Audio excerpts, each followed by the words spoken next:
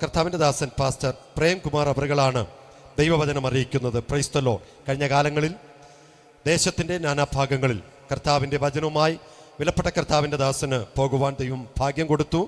അനേകം പേരെ ക്രിസ്തുവിങ്കിലേക്ക് വചനത്തിലൂടെ ആനയിക്കുവാൻ കർത്താവ് സഹായിച്ചു. ദൈവവചനം നന്നായി പഠിപ്പിക്കുകയും പ്രസംഗിക്കുകയും ചെയ്യുന്ന വിലപ്പെട്ട കർത്താവിൻ്റെ ദാസനാണ്. പ്രത്യേകിച്ച് ഡൂലോസ് ബിബ്ലിക്കൽ സെമിനാരി ഗോസ്പൽ ടീമിൻ്റെ ഒരു ചെയർമാനായിട്ടും കൂടെ അദ്ദേഹം ഈ കാലഘട്ടത്തിൽ ഒരു നല്ല ക്രമീകരണം ചെയ്തുകൊണ്ടിരിക്കുന്നു. നിങ്ങളുടെ വിലപ്പെട്ട പ്രാർത്ഥന വിലപ്പെട്ട കർത്താവിൻ്റെ ദാസന് വേണ്ടി ഞാൻ ചോദിക്കുന്നു. ഇന്ന് രാത്രി വളരെ പ്രാർത്ഥനയോടെ നമ്മൾ ദൈവത്തിൻ്റെ സന്നിധാനത്തിലായിരിക്കുമ്പോൾ ഈ കാലഘട്ടത്തിൽ ദൈവവചനത്തിൻ്റെ വ്യാപ്തി വിളിച്ചു പറയുവാൻ, ദൈവവചനത്തിൻ്റെ ആഴത്തെ വിളിച്ചോതുവാൻ കർത്താവിൽ തിരഞ്ഞെടുത്ത വിലപ്പെട്ട കർത്താവിൻ്റെ ദാസനെ വളരെ സന്തോഷത്തോടെ നിറഞ്ഞ മനസ്സോടെ തുറന്നുള്ള ആത്മീക ശുശ്രൂഷകൾക്കും ദൈവവചന അരുളപ്പാടിന് വേണ്ടി ഞാൻ ക്ഷണിക്കുന്നു. കർത്താവ് ധന്യമായി അനുഗ്രഹിക്കുമാറാകട്ടെ. കർത്താവിൻ്റെ ധന്യമേറിയ നാമം ഈ സമയം വാഴ്ത്തപ്പെടുമാറാകട്ടെ. ഇന്നേ ദിവസം മുറ്റത്തെ കൺവെൻഷനായി ഇവിടെ പ്രാർത്ഥിച്ച് ആരംഭിക്കുവാൻ ദൈവം സഹായിച്ചു. ഇതിൻ്റെ തുടക്കം മുതൽ ഇതുവരെയും പരിശുദ്ധാത്മാവ് ഏറ്റവും ഭംഗിയായി ഇതുവരെ നടത്തി. ദൂരത്തും ചാരത്തുമായി ഞങ്ങളുടെ ശബ്ദം ശ്രദ്ധിച്ച് ഏവർക്കുമുള്ള ഹൃദയംഗമായ നന്ദി അറിയിക്കുന്നു. യോഹന്നാന്റെ സുവിശേഷം 4-ാം അധ്യായം 10-ാമത്തെ വാക്യം. അതിന് യേശു, നീ ദൈവത്തിൻ്റെ ദാനവും നിന്നോട് കുടിപ്പാൻ ചോദിക്കുന്നവൻ ആരെന്നും അറിഞ്ഞുവെങ്കിൽ നീ അവനോട് ചോദിക്കുകയും അവൻ ജീവനുള്ള വെള്ളം നിനക്ക് തരികയും ചെയ്യുമായിരുന്നു എന്നുത്തരം പറഞ്ഞു. ഡൂലോസ് ബിബ്ലിക്കൽ സെമിനാരിയുടെ ബന്ധത്തിൽ ഒരു ഗോസ്പൽ ടീമായി രാവിലെ 9 മണിക്ക് പ്രാർത്ഥിച്ച് ആരംഭിച്ച ലഹരി വിരുദ്ധ ബോധവൽക്കരണ സന്ദേശവും ബൈബിൾ പ്രഭാഷണവും ഏകദേശം 20-ൽ പരം സ്ഥലങ്ങളിൽ 20ഓളം ദൈവദാസന്മാർ സഞ്ചരിച്ച് ലഹരി എന്ന മാരകമാകുന്ന വിപത്തിനെക്കുറിച്ച് വ്യക്തമായി ദേശത്തോട് വിളിച്ചു പറയുകയും അതിനുശേഷം ഈ ഭവനത്തിൻ്റെ മുറ്റത്ത് ക്രമീകരിച്ചിരിക്കുന്ന ഈ യോഗത്തിൽ ഇങ്ങനെ ഒരു കാര്യങ്ങൾ ക്രമീകരിക്കുമ്പോൾ ഞങ്ങളുടെ ടീമിൻ്റെ പ്രധാന വിഷയങ്ങളെന്നത് ക്രിസ്തുവിൻ്റെ സുവിശേഷം, ആ സുവിശേഷത്തിലേക്ക് ജനം കടന്നു വരിക എന്നതാകുന്നു. ഈ സുവിശേഷത്തെക്കുറിച്ച് ആ സുവിശേഷത്തിലേക്ക് കടന്നു വരുന്ന ജനം ലഹരിയിൽ നിന്ന് മോചിക്കപ്പെട്ടവരായി ദൈവിക ബോധമുള്ളവരായി തീരണമെന്നുള്ള ആഗ്രഹത്തിൽ വർഷങ്ങൾക്ക് പുറകിൽ ഒരു സുവിശേഷത്തിൻ്റെതാകുന്ന ആത്മദാഹം പത്തനംതിട്ട റാന്നി വെച്ചുച്ചിറയിൽ താമസിച്ചിരുന്ന ബഹുമാനപ്പെട്ട പാസ്റ്റർ ഡോക്ടർ VP ജോസ് അവരുടെ ഉള്ളത്തിൽ കൊടുത്ത് ഒരു വലിയ ദർശനമാകുന്നു. കഴിഞ്ഞ 26 വർഷങ്ങളായി വെച്ചുച്ചിറയിൽ ഡൂലോസ് ബിബ്ലിക്കൽ സെമിനാരി ആരംഭിച്ചിട്ട് ഈ വർഷങ്ങൾ പിന്നിടുന്നത് 26ാമത്തെ വർഷത്തെ ബിരുദാനന്തര ചടങ്ങ് വെച്ചുച്ചിറയിൽ നടന്നതിന് ശേഷം തിരുവനന്തപുരം പട്ടണത്തിൽ കേരളത്തിൻ്റെ തലസ്ഥാനമായിരിക്കുന്ന ഈ മണ്ണിൽ ഒരു ഗോസ്പൽ ടീം രൂപീകരിച്ച് അതിന് ചുക്കാൻ പിടിച്ചുകൊണ്ട് പരിശുദ്ധാത്മാവിൻ്റെ നിയന്ത്രണത്തിൽ അതിൽ ഒരു വ്യക്തിയായി ആ ദാസപുരത്തിന് എന്നെ നിയമിക്കുകയും കൂടെ നിരവധി എന്നെക്കാളും ശക്തമായിരിക്കുന്ന ദൈവദാസന്മാരെ കൂട്ടാളികളായി നിർത്തി ഈ പ്രോഗ്രാമെല്ലാം നടത്തപ്പെടുമ്പോൾ ഞങ്ങൾ ഒരു പ്രസ്ഥാനത്തെ ഉയർത്തുകയല്ല, ഒരു വ്യക്തിയെ ഉയർത്തുകയല്ല. ക്രിസ്തുവിൻ്റെ സുവിശേഷം താൽ ജനം പിടിക്കപ്പെടണം. ക്രിസ്തുവിൻ്റെ സുവിശേഷം അനവധി വ്യക്തികൾ തിരിച്ചറിയണം. ഇതിൻ്റെ ബന്ധത്തിലാകുന്നു ഇന്നേ ദിവസം ഈ യോഗം ഇവിടെ ക്രമീകരിച്ചിരിക്കുന്നത്. അങ്ങനെയെങ്കിൽ ഈ യോഗത്തിൽ വായിച്ച വാക്യത്തിന് മുൻപാകെ നമ്മുടെ കണ്ണുകളടച്ച് ഒരുമിച്ച് ഒരു നിമിഷം പ്രാർത്ഥിക്കാം. എല്ലാവരും കണ്ണുകളടച്ചാട്ടെ, ഒരു വാക്ക് പ്രാർത്ഥിച്ചാട്ടെ. യേശുവിൻ്റെ നാമത്തിൽ എല്ലാവരും സമർപ്പിച്ചാട്ടെ. ദൈവ സാന്നിധ്യം ഇറങ്ങി വരുന്നൊരു സമയമാകട്ടെ. വചനമെന്നാത്മാവിൻ ദാഹം തീർപ്പാ അരുളുക ദാസരി വരമധികം. വചനമെന്നാത്മാവിൻ ദാഹം തീർപ്പാ അരുളുക ദാസരി പരമധികം. പകരുക ആത്മാവിൻ തിരുശക്തിയാ നിറയുവാൻ നിൻ ജനങ്ങൾ. പകരുക ആത്മാവിൻ തിരുശക്തിയാ നിറയുവാൻ നിൻ ജനങ്ങൾ. കേൾക്കണേ എൻ പ്രാർത്ഥന, നൽകണേ എൻ യാചന. കേൾക്കണേ എൻ പ്രാർത്ഥന, നൽകണേ എൻ യാചന. പ്രാർത്ഥനയ്ക്കുത്തരം നൽകുന്നോനേ, നിന്റെ സന്നിധിയിൽ ഞാൻ വരുന്നേ. പ്രാർത്ഥനയ്ക്കുത്തരം നൽകുന്നോനേ, നിന്റെ സന്നിധിയിൽ ഞാൻ വരുന്നേ. സ്വർഗീയാനുഗ്രഹ ഭണ്ഡാരത്തിൽ വാതിൽ തുറക്കേണമേ. സ്വർഗീയാനുഗ്രഹ ഭണ്ഡാരത്തിൽ വാതിൽ തുറക്കേണമേ. ഈ രാത്രിയിൽ ഒരു നിമിഷം നമുക്ക് പ്രാർത്ഥിക്കാം. പരിശുദ്ധനാകുന്ന ദൈവമേ, സ്വർഗീയ പിതാവേ, അനുഗ്രഹിക്കപ്പെട്ട നല്ല നിമിഷത്തിനായി സ്തോത്രം. തുടർന്നുള്ള നിമിഷത്തിൽ പരിശുദ്ധാത്മാവ് സഹായിക്കണം, അത്ഭുതം പ്രവർത്തിക്കണം. നിന്റെ നാമം മാത്രം മഹത്വപ്പെടാൻ ദൈവം അനുവദിക്കണം. യേശു ക്രിസ്തുവിൻ്റെ നാമത്തിൽ തന്നെ ആമേൻ. നമ്മുടെ ലൈവ് ടെലികാസ്റ്റ് ചെയ്യുന്നത് മഹനീയം മീഡിയ ആകുന്നു.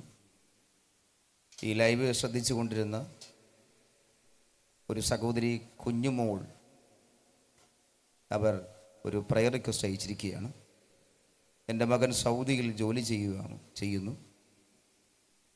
അത്യാവശ്യമായുള്ള ഒരു പ്രാർത്ഥന ആവശ്യപ്പെട്ടിരിക്കുകയാണ്. ഒരു വലിയ പ്രതികൂലത്തിൽ ആ മകൻ അകപ്പെട്ടിരിക്കുന്നു. ഒരു നിമിഷം ആ മകന് വേണ്ടി പ്രാർത്ഥിക്കാം. പരിശുദ്ധനെ നല്ല നിമിഷത്തിനായി സ്തോത്രം. ഞങ്ങൾക്ക് ആ സഹോദരി വ്യക്തിപരമായി അറിയത്തില്ല. എന്നാൽ ഈ ലൈവ് ടെലികാസ്റ്റ് ചെയ്ത സമയത്ത് ശ്രദ്ധിച്ച ആ സഹോദരി പ്രാർത്ഥനയ്ക്ക് വേണ്ടി ആവശ്യപ്പെട്ടെങ്കിൽ അവരുടെ വിശ്വാസപ്രകാരം ആ വിദേശത്തായിരിക്കുന്ന മകൻ്റെ ജീവിതത്തിൽ ദൈവത്തിൻ്റെ അത്ഭുതം വെളിപ്പെടട്ടെ. തിരുനാമം മാത്രം അതിൻ്റെ മേൽ മഹത്വപ്പെടണം.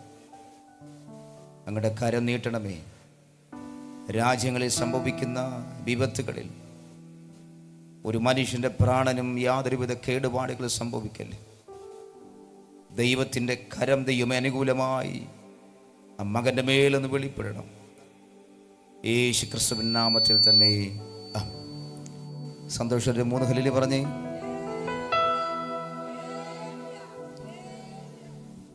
ഈ രാത്രിയിൽ ലളിതമായ ഒരു ചിന്തയിലേക്ക് ഞാൻ പോവുകയാണ്. വായിച്ചു കേട്ട വാക്യം ഇങ്ങനെയാണ്. യോഹന്നയുടെ സുവിശേഷം 4-ാം അധ്യായം 10-ാമത്തെ വാക്യമാണ്. നീ ദൈവത്തിൻ്റെ ദാനവും നിന്നോട് കുടിപ്പാൻ ചോദിക്കുന്നവൻ ആരെന്നും അറിഞ്ഞുവെങ്കിൽ നീ അവനോട് ചോദിക്കുകയും അവൻ ജീവനുള്ള വെള്ളം നിനക്ക് തരികയും ചെയ്യുമായിരുന്നു എന്ന് ഉത്തരം പറഞ്ഞു. ഈ രാത്രിയിൽ എൻ്റെ ചിന്തയ്ക്ക് വേണ്ടിയിട്ട് ഞാൻ പ്രധാനമായി ഒരു പദമാണ് ഞാൻ എടുക്കുന്നത്. നീ ദൈവത്തിൻ്റെ ദാനം.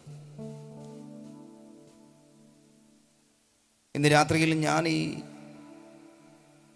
ശബ്ദ സംവിധാനത്തിൽ യേശുക്രിസ്തുവിനെ കുറിച്ച് പ്രതിനിധീകരിക്കുമ്പോൾ എൻ്റെ വ്യക്തിപരമാകുന്ന ജീവിതത്തിൽ ഈ വാക്യത്തിൻ്റെ ബന്ധത്തിൽ ഞാൻ മനസ്സിലാക്കുന്നു, ഞാൻ ദൈവത്തിൻ്റെ ദാനമാകുന്നു. ഈ സുവിശേഷ ഘോഷണത്തിന് വേണ്ടി ഈ സ്ഥലം നമുക്ക് അനുവദിക്കപ്പെട്ടതും അവർ ദൈവത്തിൻ്റെ ദാനമായതിൻ്റെ അടിസ്ഥാനത്തിലാണ്. ഈ ശബ്ദ സംവിധാനത്തിൻ്റെ എല്ലാ ക്രമീകരണങ്ങളിലും ഒരു കൃത്യനിർവഹണം സംഭവിക്കുന്നത് ദൈവത്തിൻ്റെ ദാനമാണ്, ദൈവത്തിൻ്റെ കൃപയാണ്. ഇവിടെ വചനം കേൾക്കാൻ വന്നിരിക്കുന്ന നിങ്ങൾ ഓരോരുത്തരും ദൈവത്തിൻ്റെ ദാനമാകുന്നു എന്ന് നിങ്ങൾ തിരിച്ചറിയണം. നാം ഓരോരുത്തരും ദൈവത്തിൻ്റെ ദാനമാകുന്നു എന്ന തിരിച്ചറിവിലേക്ക് ഒരു ചിന്തയാണ് ഞാൻ നിങ്ങളോട് സംസാരിക്കുന്നത്. ഈ സംഭവത്തിൻ്റെ ബന്ധത്തിൽ പരിശോധിക്കുമ്പോൾ യേശുക്രിസ്തുവും ഒരു ശമരിയ സ്ത്രീയുമായി സംഭാഷിക്കുന്ന ഒരു വിഷയത്തിൽ ആ സംഭാഷണ മധ്യത്തിൽ യേശുവിനോട് സഹോദരി ചോദിക്കുന്ന ചോദ്യത്തിനും യേശു നൽകുന്ന വ്യക്തമാകുന്ന മറുപടിയുമാണ് പ്രധാനപ്പെട്ട നിരവധി ചിന്താ വിഷയങ്ങൾ. ഈ വിഷയത്തിൻ്റെ പ്രസംഗഭാഗങ്ങൾ, ആ വിഷയത്തിൻ്റെ ആധികാരികത ഗാനരൂപത്തിലും പ്രഭാഷണങ്ങളായും നിരവധി കൃതികളായും ഒക്കെയും പുറത്തു വന്നിട്ടുണ്ട്. നിങ്ങൾക്ക് വ്യക്തമായിരിക്കുന്നൊരു സബ്ജക്റ്റാണ്. എന്നാൽ ഞാനിത് വായിച്ചപ്പോൾ പഠിച്ചപ്പോൾ എനിക്ക് മനസ്സിലായ വസ്തുതകളാണ് എന്നെ പഠിപ്പിച്ച പരിശുദ്ധാത്മാവിൻ്റെ ബന്ധത്തിൽ. അതേ പരിശുദ്ധാത്മാവിനാണ് ഞാൻ നിങ്ങളോട് സംസാരിക്കുന്നത്. ഒന്നാമതായി സൂചിപ്പിച്ചത് ദൈവത്തിൻ്റെ ദാനമാകുന്നു എന്ന് നമ്മൾ അറിയുമ്പോൾ രണ്ട് വ്യക്തികൾ തമ്മിലുള്ള സംഭാഷണ മധ്യത്തിൽ ചോദ്യങ്ങൾക്കും ഉത്തരമായിരിക്കുന്ന വിഷയങ്ങൾ കാലങ്ങൾക്ക് പുറകിൽ സംഭവിച്ച ഒരു സബ്ജക്റ്റ് ആകുന്നെങ്കിൽ ഈ സമയത്ത് ഇത് ഇവിടെ പ്രസ്താവിക്കപ്പെടുമ്പോൾ നിങ്ങളുടെ ജീവിതത്തിൽ എത്രത്തോളം ഗുണമാകുന്നു എന്ന് തുടർന്നുള്ള നിമിഷത്തിൽ നിങ്ങൾ പരിശോധിക്കുക. ഒന്ന്, ഈ ചോദ്യങ്ങളുടേതാകുന്ന മധ്യത്തിൽ രണ്ട് പ്രധാനപ്പെട്ട കാര്യാദികൾ ഇതിനെ ആകത്തുകയായി ഞാൻ മനസ്സിലാക്കി. യേശുവിനോട് സഹോദരി ചോദിക്കുന്നതും യേശു ആ സഹോദരിയോട് മറുപടി നൽകുന്നതും മനസ്സിലാക്കുമ്പോൾ ഇവിടെ സഹോദരിയെ സംബന്ധിച്ച് ചില ചിന്തകൾ ഭരിക്കുന്നുണ്ടായിരുന്നു. ആ ചിന്തകളിൽ ചില ധാരണകൾ ഉണ്ടായിരുന്നു. കുറച്ചുകൂടി ലളിതമായി പറഞ്ഞാൽ ആ ചിന്തകൾ അബദ്ധ ചിന്തകളും അബദ്ധ ധാരണകളുമാകുന്നു. അങ്ങനെയെങ്കിൽ നാം ഓരോരുത്തരും മനസ്സിലാക്കണം, ജീവിതത്തിലെ ചില സാഹചര്യങ്ങളിൽ ദൈവവും മനുഷ്യനുമായുള്ള നമുക്ക് അല്ലെങ്കിൽ എനിക്ക് എന്നോടുള്ള ചിന്തകളിൽ ചില വിഷയത്തിൻ്റെ മധ്യത്തിൽ ഞാൻ കമ്പയർ ചെയ്യുമ്പോൾ ചിലത് അബദ്ധ ചിന്തകളാകുന്നെന്നും ചില അബദ്ധ ധാരണകളാകുന്നുവെന്ന് നിങ്ങൾ അറിയണം. അങ്ങനെ ഈ അബദ്ധ ധാരണകൾക്കും അബദ്ധ ചിന്താഗതികൾക്കും ഒരു വിരാമം ഉണ്ടാകണമെന്നുള്ള രീതിയിൽ ഈ വിഷയത്തെ ഞാൻ നന്നായി പഠിച്ചു, മനസ്സിലാക്കി. ഒന്ന്, 4-ാം അധ്യായം 10-ാമത്തെ വാക്യത്തിൽ യേശുവുമായി സംസാരിക്കുമ്പോൾ യേശു ആ സഹോദരനോട് പറയുന്നത് നീ ദൈവത്തിൻ്റെ ദാനമാകുന്നു എന്ന മറുപടിയെങ്കിൽ ഈ സഹോദരിയെ സംബന്ധിച്ച് ഒരു ദൈവത്തിൻ്റെ വിശ്വാസി എന്ന ചില കാര്യാദികൾ പിന്നത്തിൽ വായിച്ചാൽ മനസ്സിലാകുന്നു. എന്നാൽ ആ ചിന്തകൾക്കപ്പുറമായി യേശു ആ സഹോദരിയെ ബോധ്യപ്പെടുത്തുകയാണ്. കുറച്ച് അബദ്ധ ധാരണകൾക്കും അബദ്ധ ചിന്തകൾക്കും മാറ്റം കൊടുത്തുകൊണ്ട് ആ സഹോദരിയെ ബോധ്യപ്പെടുത്തുന്നു, മനസ്സിലാക്കിപ്പിക്കുന്നു, നീ ദൈവത്തിൻ്റെ ദാനമാകുന്നു. പ്രിയപ്പെട്ടവരെ, ഈ ലോകത്ത് സ്ത്രീയായി പുരുഷനായി നിങ്ങൾക്ക് ജീവിക്കാൻ അവസരമുണ്ടാകുമ്പോൾ ഇതര മതവിഭാഗത്തിൽ, ഇതര ജാതിക തലങ്ങളിൽ, ഇതര ലിംഗവ്യത്യാസങ്ങളിൽ, ഇതര പ്രായവ്യത്യാസങ്ങളിൽ ഞാനും നിങ്ങളും ജീവിക്കപ്പെടുമ്പോൾ നമ്മുടെ ജീവിതത്തെ സംബന്ധിച്ച് നിരവധി ചോദ്യങ്ങൾ നമ്മുടെ മുൻപാകെ നിൽക്കുന്നു എന്നതല്ലേ?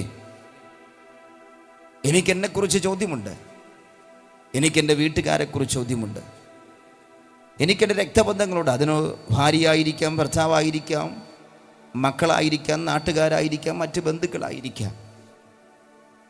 എനിക്കെന്നെക്കുറിച്ചെന്ന് പറയുമ്പോൾ എൻ്റെ ജീവനെക്കുറിച്ചും എൻ്റെ ശരീരത്തെക്കുറിച്ചും എൻ്റെ ഭാവിയെക്കുറിച്ചും അതെല്ലാം ഇതിൽപ്പെടുന്നു. എന്നെക്കുറിച്ചുള്ള ആകെത്തുകയായ ചിന്ത. എനിക്ക് എൻ്റെ ദൈവത്തെക്കുറിച്ച് ചിന്തയിൽ ദൈവത്തോടും ചോദ്യങ്ങളുണ്ട്. അങ്ങനെ നിങ്ങൾ ഓർക്കുക, ജീവിതത്തിൽ നിരവധി ചോദ്യങ്ങളുടെ മുഖത്ത് നിൽക്കുന്ന നാം,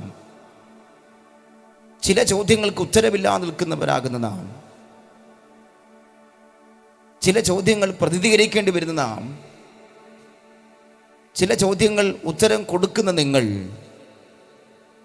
ജീവിതത്തിൻ്റെ അവസാന നിമിഷം എത്തുന്ന നിമിഷം വരെയും ചോദ്യങ്ങളോട് കൂടി ജീവിക്കേണ്ടി വരുന്ന ജീവിതാനുഭവമുണ്ട്. ഈ ചോദ്യങ്ങൾക്ക് പിന്നിൽ എന്നെയും നിങ്ങളെ ഭരിക്കുന്ന ചിന്തകളാകുന്നു. ജീവിതത്തിൽ വന്നു ഭവിക്കുന്ന പല വിഷയത്തിൻ്റെ മുഖത്തുണ്ടാകുന്ന ചിന്തകളാകുന്നു.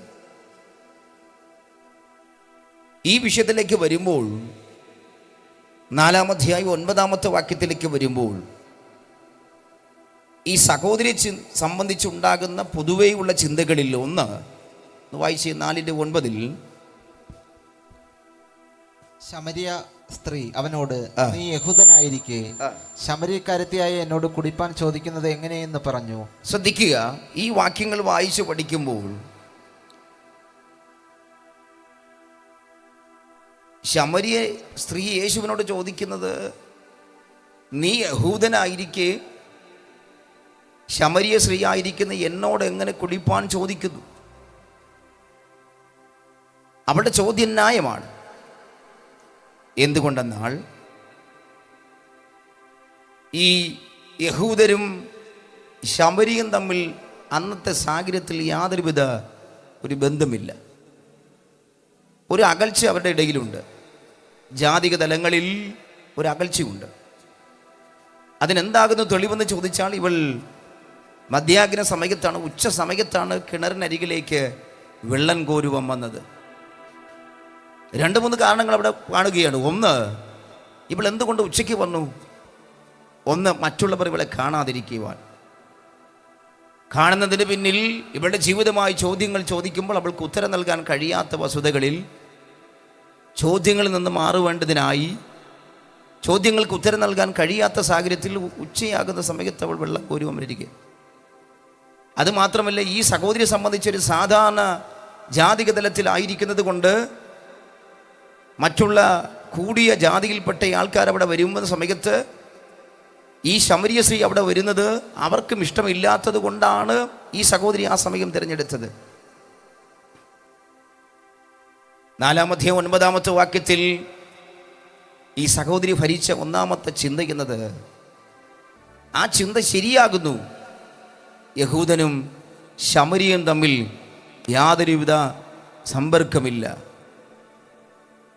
ആശയപരമാകുന്ന ഒരു തരങ്ങളിലും യാതൊരുവിധ ബന്ധമില്ലാത്തത് ശരിയായൊരു പ്രസ്തുത ഈ സഹോദരി ഭരിച്ചതിൻ്റെ അടിസ്ഥാനത്തിൽ യഹൂദനായിരിക്കുന്ന യേശു ആ കിണറിൻ്റെ അരികിൽ വന്ന് ഈ ശമരിയ സ്ത്രീയോടുകൂടി കുടിപ്പാൻ വെള്ളം ചോദിക്കുമ്പോൾ അവിടെ ചിന്തയിൽ ഭരിച്ച ന്യായമായൊരു ചോദ്യം യേശുവിനോട് ചോദിക്കുന്നു. തെറ്റല്ലേ അത്? പ്രിയപ്പെട്ടവരെ, ഞാൻ ശാന്തമായി നിങ്ങളോട് പറയുമ്പോൾ, നിങ്ങളൊരു പച്ചയായ മനുഷ്യനായിരുന്നത് കൊണ്ട്, ക്രൈസ്തവനോ അക്രൈസ്തവനായിരുന്ന് ഈ ലോകത്തിലൊരു മനുഷ്യനായി നിങ്ങൾ ജീവിക്കുമ്പോൾ, നിങ്ങളുടെ വിശ്വാസമനുസരിച്ച് ജീവിതത്തിൻ്റെ സാഹചര്യങ്ങളിൽ നിങ്ങൾക്ക് ശരിയെന്ന് തോന്നുന്ന പല വിഷയങ്ങളും മനുഷ്യനോടും നിങ്ങളോടും നിങ്ങൾ ദൈവത്തോടും ചോദിക്കാറില്ലേ? എന്തുകൊണ്ട് ദൈവമേ ഞാൻ ഇങ്ങനെയാകുന്നതിൽ, എൻ്റെ മകൻ, എൻ്റെ ഭാര്യ, എൻ്റെ കുടുംബം, എൻ്റെ ജീവിത സാഹചര്യങ്ങൾ ഇങ്ങനെയാകുന്നത് കൊണ്ട് എന്നുള്ള ശരിയായ വസ്തുതകൾ നിരത്തി നിങ്ങൾ ദൈവത്തോട് പലതും ചോദിക്കാറില്ലേ? പ്രിയപ്പെട്ടവരെ, നിങ്ങളുടെ ബുദ്ധിമണ്ഡലത്തിൽ നിങ്ങൾ ചോദിക്കുന്ന ചോദ്യങ്ങൾക്കകത്ത് മാനുഷിക തലങ്ങളിൽ ഒരു ശരിയായ ചിന്ത ഭരിച്ചിട്ടും അത് ശരിയായ സാഹചര്യത്തിൻ്റെ ബന്ധത്തിലാകുന്നു നിങ്ങൾ ചോദിക്കുന്നത്. അതുപോലെ ഈ സഹോദരി ചോദിച്ചതിൽ തെറ്റില്ല. അവൾ ചോദിച്ചത് ന്യായമായൊരു ചോദ്യമാണ്. പക്ഷേ എന്നെ കേൾക്കുന്ന മനുഷ്യ, ഈ ദേശത്ത് ശ്രദ്ധിക്കുന്ന മനുഷ്യരോട് പറയാം, ഇവിടെ ക്രൈസ്തവ മൂല്യത്തിൻ്റെ ഒന്നാമത്തെ പ്രത്യേകത എന്ന് പറഞ്ഞത് ഇസങ്ങളും മതങ്ങളും തത്വശാസ്ത്രങ്ങളും ഇവിടുത്തെ പൗരാണിക തലങ്ങളുമൊക്കെ ബോധ്യപ്പെടുത്തുന്ന അറിവിൻ്റെ മറുകുടമായിരിക്കുന്ന പലരും പല സാഹചര്യങ്ങളിലും ക്രൈസ്തവരെ അടിച്ചമർത്തുവാൻ, ക്രിസ്ത്യാനികളെ ഉന്മൂലനാശം ചെയ്യുവാൻ, ഇവിടുത്തെ സുവിശേഷകരെ പ്രാദേശികമാകുന്ന ക്രൈസ്തവ മൂല്യങ്ങൾ ഉൾക്കൊണ്ട് ചെയ്യപ്പെടുന്ന ചാരിറ്റി പ്രവർത്തനങ്ങൾക്ക് വിരുദ്ധമായി പലരും ഇതിന് വിരുദ്ധമായി എഴുന്നേൽക്കപ്പെടുമ്പോൾ അവിടെയൊക്കെ ചിന്താഗതികൾ ഞങ്ങളുടെ ആശയങ്ങൾക്ക് വിരുദ്ധമല്ല, ആശയങ്ങൾക്കനുസരിച്ച് ഞങ്ങൾ ചെയ്യുന്ന ചാരിറ്റി പ്രവർത്തനങ്ങൾക്ക് അവർക്ക് ഇഷ്ടക്കേട് ഉണ്ടായതുകൊണ്ടല്ല, മറിച്ച് അവിടെയൊക്കെ ഉള്ളിൽ ഭരിക്കപ്പെടുന്ന ശരിയെന്ന് പറയുന്ന ഒരു ശരിയായ ദൈവിക ബോധം അവരെ ഭരിക്കുമ്പോൾ ഞങ്ങൾ ഉയർത്തുന്ന ശരിയായ ദൈവത്തെക്കുറിച്ച് അവർക്കത് അബദ്ധമാ, ഞങ്ങളുടെ ആശയങ്ങൾ അബദ്ധമാ, ഞങ്ങളുടെ പ്രഭാഷണങ്ങൾ അതവർക്ക് ഒരു ആക്ഷേപമാണ്, പരിഹാസമാണ്. പക്ഷെ പറയാം, പ്രിയപ്പെട്ട സ്നേഹിത, ഈ മുറ്റത്തെ കൺവെൻഷനായി ഈ ശബ്ദ സംവിധാനത്തിൽ 4 ആൾ കൂടുന്നയിടത്ത് ഞങ്ങൾ സഹോദരന്മാർ വീടും നാടുമൊക്കെ ഉപേക്ഷിച്ചിട്ട് ഈ സമയത്ത് ഉപേക്ഷിച്ച മട്ടിൽ ഞങ്ങളുടേതാകുന്ന സമയങ്ങൾ ഈ ദേശത്തോട് ഈ ശബ്ദത്തിൽ വിളിച്ചു പറയുമ്പോൾ കേൾക്കുന്ന മനുഷ്യ, നിങ്ങൾക്ക് പറയാൻ സാധിക്കും, ഇവിടുതാകുന്ന ജീവിതത്തിൽ വേണ്ടത്ര കഴിവും മിടുക്കും സാമർഥ്യങ്ങളും ഇല്ലാത്ത ഇവരൊക്കെ ശബ്ദ സംവിധാനത്തിൽ ഞങ്ങളോടൊക്കെ വിളിച്ചു പറയുമ്പോൾ ക്രൈസ്തവ തലത്തിലുള്ളതാകുന്ന ആ മതം പഠിപ്പിക്കുന്ന വിഷയത്തിനകത്ത് എന്ത് മൂല്യമുണ്ടായിട്ടാണ് ഇവരതൊക്കെ പറയുന്നുവെന്ന് ചോദിക്കപ്പെടുമ്പോൾ ഒരുപക്ഷെ നിങ്ങളുടെ ചിന്താഗതികളിൽ നിന്നുകൊണ്ട് നിങ്ങളുടെ ബുദ്ധിയുടെ തലത്തിൽ നിങ്ങൾക്ക് ഞങ്ങളെ ചോദ്യം ചെയ്യുവാൻ കാര്യങ്ങളേറെയുണ്ടെങ്കിലും നിങ്ങളുടേതാകുന്ന ഭാഷ്യത്തിൽ ഞങ്ങളുടെ അബദ്ധ ചിന്തയിലും ഞങ്ങളുടെ അല്പമാകുന്ന ജ്ഞാനത്തിലും ഞങ്ങളിത് പ്രഘോഷിക്കപ്പെടുമ്പോൾ പുതിയ നിയമത്തിൽ ലേഖനം എഴുതിയ കൊരിന്ത്യർ ലേഖനകർത്താവ് ഇങ്ങനെ പറയുന്നു, ലോകത്തിൻ്റെ ജ്ഞാനത്തെ ദൈവം ഭോഷത്വമാക്കി എന്ന് പറഞ്ഞാൽ ലോകത്തിലെ ജ്ഞാനി എവിടെയെന്ന് ചോദിച്ചുകൊണ്ട് ലോകത്തിൻ്റെ ജ്ഞാനത്തിൽ ദൈവം ഭോഷത്വമാക്കിയപ്പോൾ നിങ്ങൾ അജ്ഞാനി എന്ന് ഞങ്ങളെ വിധിക്കപ്പെടുന്ന, ഞങ്ങളെ അജ്ഞാനത്തിൻ്റെ ചിന്തകളിൽ, ഞങ്ങളുടെ അജ്ഞാനത്തിൻ്റെ പ്രഭാഷണങ്ങളിൽ, ഞങ്ങളുടെ അജ്ഞാനത്തിൻ്റെ ഈ ബൈബിൾ ഭാഷ്യത്തിൽ ഞങ്ങളുടെ അജ്ഞാനമെന്ന് പറയപ്പെടുന്ന യേശുവിൻ്റെ തനതായ സുവിശേഷത്തെ ഞങ്ങൾ ഈ ശബ്ദസീമികളിൽ വിളിച്ചു പറയുമ്പോൾ നിങ്ങൾ അജ്ഞാനമെന്ന് പറഞ്ഞാൽ ഈ അജ്ഞാനത്തിൻ്റെ ജ്ഞാനമില്ലാത്ത പ്രഭാഷണത്തിൻ്റെ വിഷയങ്ങളെ കേട്ട് വിശ്വസിക്കുന്ന ഒരുവന്റെ വിശ്വാസ ജീവിതത്തെ അംഗീകരിക്കുവാൻ ഞാൻ പ്രസംഗിക്കുന്ന ദൈവം അവൻ ശക്തനായതുകൊണ്ട്, അവനത് അംഗീകരിക്കുന്നത് കൊണ്ട് ലോകത്തിൻ്റെ ജ്ഞാനത്തിനല്ല ഇവിടെ വലിപ്പ്, ലോകത്തിൻ്റെ ജ്ഞാനത്തിനല്ല പ്രാധാന്യം, മറിച്ച് ഞങ്ങളിൽ വ്യാപരിക്കുന്ന യേശു എന്ന് പറയുന്ന തനതായ രക്ഷയാകുന്ന, തനതായ സത്യമാകുന്ന, ശരിയായ ദൈവബോധമാകുന്ന, ശരിയായ ചാരിറ്റിയാകുന്ന, ശരിയായ മനുഷ്യത്വം ഉൾക്കൊള്ളുന്ന ഈ മതത്തിനകത്തടങ്ങിയിരിക്കുന്ന, ഇത് മതമെന്നല്ല, ഈ മാർഗത്തിനകത്തടങ്ങിയിരിക്കുന്ന ഈ സത്യം അത് ജ്ഞാനമാകയാൽ ഇത് ഞങ്ങളുടെ ചിന്തയിൽ അതെ ശരിയായി വെളിപ്പെടുന്നത്. ഈ ചിന്തയെ ഞങ്ങൾ വിളിച്ചു പറയുമ്പോൾ നിങ്ങളുടെ ചിന്തയിൽ ഇത് അബദ്ധ ചിന്തയെന്ന് പറഞ്ഞാൽ, പ്രിയ സ്നേഹിത ഒന്ന് നിൽക്കൂ, നിങ്ങൾ തിരസ്കരിച്ചാൽ ഇതൊരു ശരിയുണ്ട്, ഇതിനകത്തൊരു സത്യമുണ്ട്. ഈ സത്യത്തെ ഉൾക്കൊണ്ടു കഴിഞ്ഞാൽ നിന്റെ ജീവിതത്തിന്റെ ഏത് അവസ്ഥകൾക്കും മാറ്റം തരുക. നിന്റെ ചിന്താഗതികളെ മാറ്റിമറിച്ചിട്ട് ഇന്ന് രാത്രി ഈ ശബ്ദം നിമിത്തമായി നിന്റെ ചിന്തയിൽ നീ നാശമെന്ന്, നിന്നിൽ അവസാനമെന്ന്, നിന്റെ കുടുംബത്തിൽ ദോഷമെന്ന്, നിന്റെ തലമുറകൾക്ക് ഇനി ഭാവിയില്ലെന്ന്, നിന്റെ രോഗത്തിന് അവസാനമെന്നൊക്കെ പറയപ്പെടുന്ന മേഖലയ്ക്കകത്ത് ആ ചിന്തകൾക്ക് മാറ്റം വരുത്തുവാൻ കഴിവുള്ള ഉലകത്തിലൊരു മാർഗമുണ്ടെങ്കിൽ അത് ഞാൻ പ്രസംഗിക്കുന്ന യേശുവിന്റെ മാർഗമാ.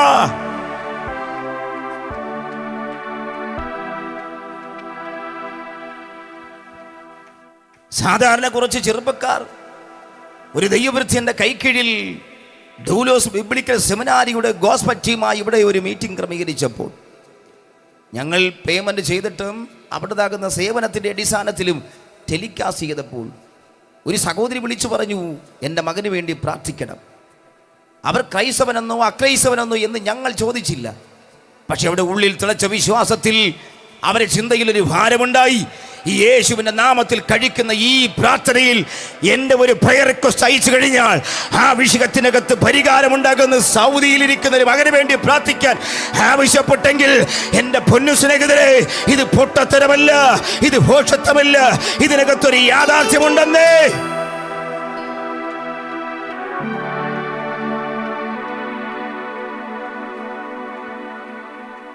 ചിന്തകൾക്ക് മാറ്റമുണ്ടാകണം.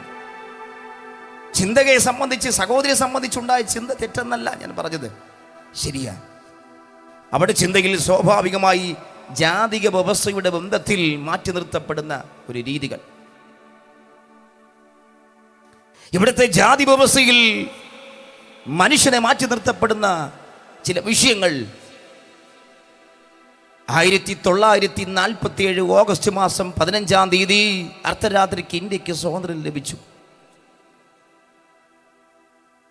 കേരളത്തിൽ നമ്മൾ പാർക്കുമ്പോൾ കാലഘട്ടങ്ങൾ മാറി വന്നിട്ടും ഇവിടുത്തെ ജാതി വ്യവസ്ഥയ്ക്ക് മാറ്റമില്ല. ക്രൈസ്തവരുടെ ഇടയിൽ പോലും ഇത് ഇപ്പോൾ അധികമായി കൂടി വന്നിരിക്കുക. ന്യായമായൊരു ചോദ്യം ചോദിക്കുന്ന സ്നേഹിത, ഞാൻ പ്രസംഗിക്കുന്ന യേശു നീ ഏതു ജാതിക്കാരനെന്ന് ചോദിച്ചിട്ടില്ല നിനക്ക് വേണ്ടി രക്ഷ തരുന്നത്. ഇവിടുത്തെ കറുത്തവനും ഇവിടുത്തെ വെളുത്തവനും ഇവിടുത്തെ പൊക്കം കൂടിയവനും ഇവിടുത്തെ പൊക്കം കുറഞ്ഞവനും പണ്ഡിതനും പാവരനുമൊക്കെയും കുടിൽ തൊട്ട് കൊട്ടാരം വരെ പാർക്കുന്ന ഏത് മനുഷ്യന് രക്ഷയാകുന്ന യേശുവിൻ്റെതാകുന്ന മാർമിക സത്യത്തെക്കുറിച്ചുള്ള ബോധം നിന്റെ ചിന്തയിലേക്ക് ഒരു സുവിശേഷകൻ കയറ്റിവിടുമ്പോൾ അത് കേൾക്കാൻ, അനുസരിക്കാൻ, അതിൻ്റെ മുൻപാകെ സമർപ്പിക്കാൻ മനസ്സുണ്ടെങ്കിൽ നിന്റെ കുലം നോക്കാതെ, നിന്റെ മതം നോക്കാതെ, നിന്റെ യാതൊരുവിധ ജീവിതത്തിൻ്റെ അവസ്ഥകൾക്കും നോട്ടം വെക്കാതെ വണ്ണ് അവൻ നിന്നെ മാറോട് ചേർത്ത് നിർത്തി നിന്റെ വിഷയത്തിന് പരിഹാരം തരാൻ ഉലകത്തെ ഒരു മാർഗമായിരിക്കുന്ന, മാർഗദർശിയായിരിക്കുന്ന ഒരു വ്യക്തിത്വത്തെ നിങ്ങൾക്ക് ചൂണ്ടിക്കാണിക്കാൻ കഴിയുമെങ്കിൽ ഈ പ്രഭാഷണത്തെ അവസാനിക്കാൻ ഞാൻ സന്നദ്ധനാകുന്നു. സ്നേഹിത, അതിൽ ഞങ്ങൾക്ക് ശക്തമായി വിളിച്ചു പറയാൻ കഴിയുന്ന യേശു എത്രയോ ശ്രേഷ്ഠനാ. ഈ ക്രൈസ്തവരുടെ ഇടയിൽ പോലും ജാതിക വിഷയത്തിനകത്ത് വേർതിരിവുണ്ടാകുന്നു. ഇന്നും ഞങ്ങൾ ഈ സുവിശേഷ പ്രയാണങ്ങൾ നടത്തിയപ്പോൾ ഒരു ക്രൈസ്തവ ഡിനോമിനേഷനെ കുറിച്ച് സംസാരിച്ചു. ആ ഡിനോമിനേഷനകത്ത് കുറച്ച് ജാതി കുറഞ്ഞ ആൾക്കാർ ഒരു വിഭാഗമായും കുറച്ച് ജാതി കൂടിയ ആൾക്കാർ മറ്റൊരു വിഭാഗമായും മാറി നിൽക്കുക.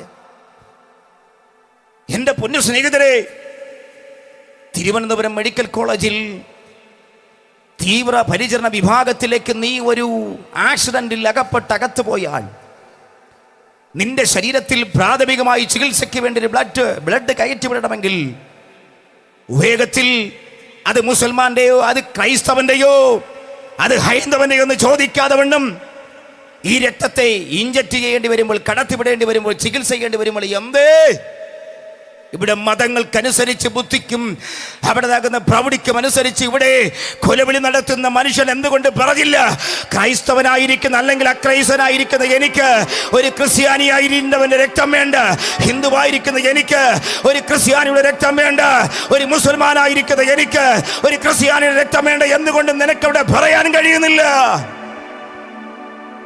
ക്രൈസ്തവന്റെ രക്തം പരിശോധിച്ചാലും ബ്ലഡ് അത് റെഡ് കളർ, റെഡാ.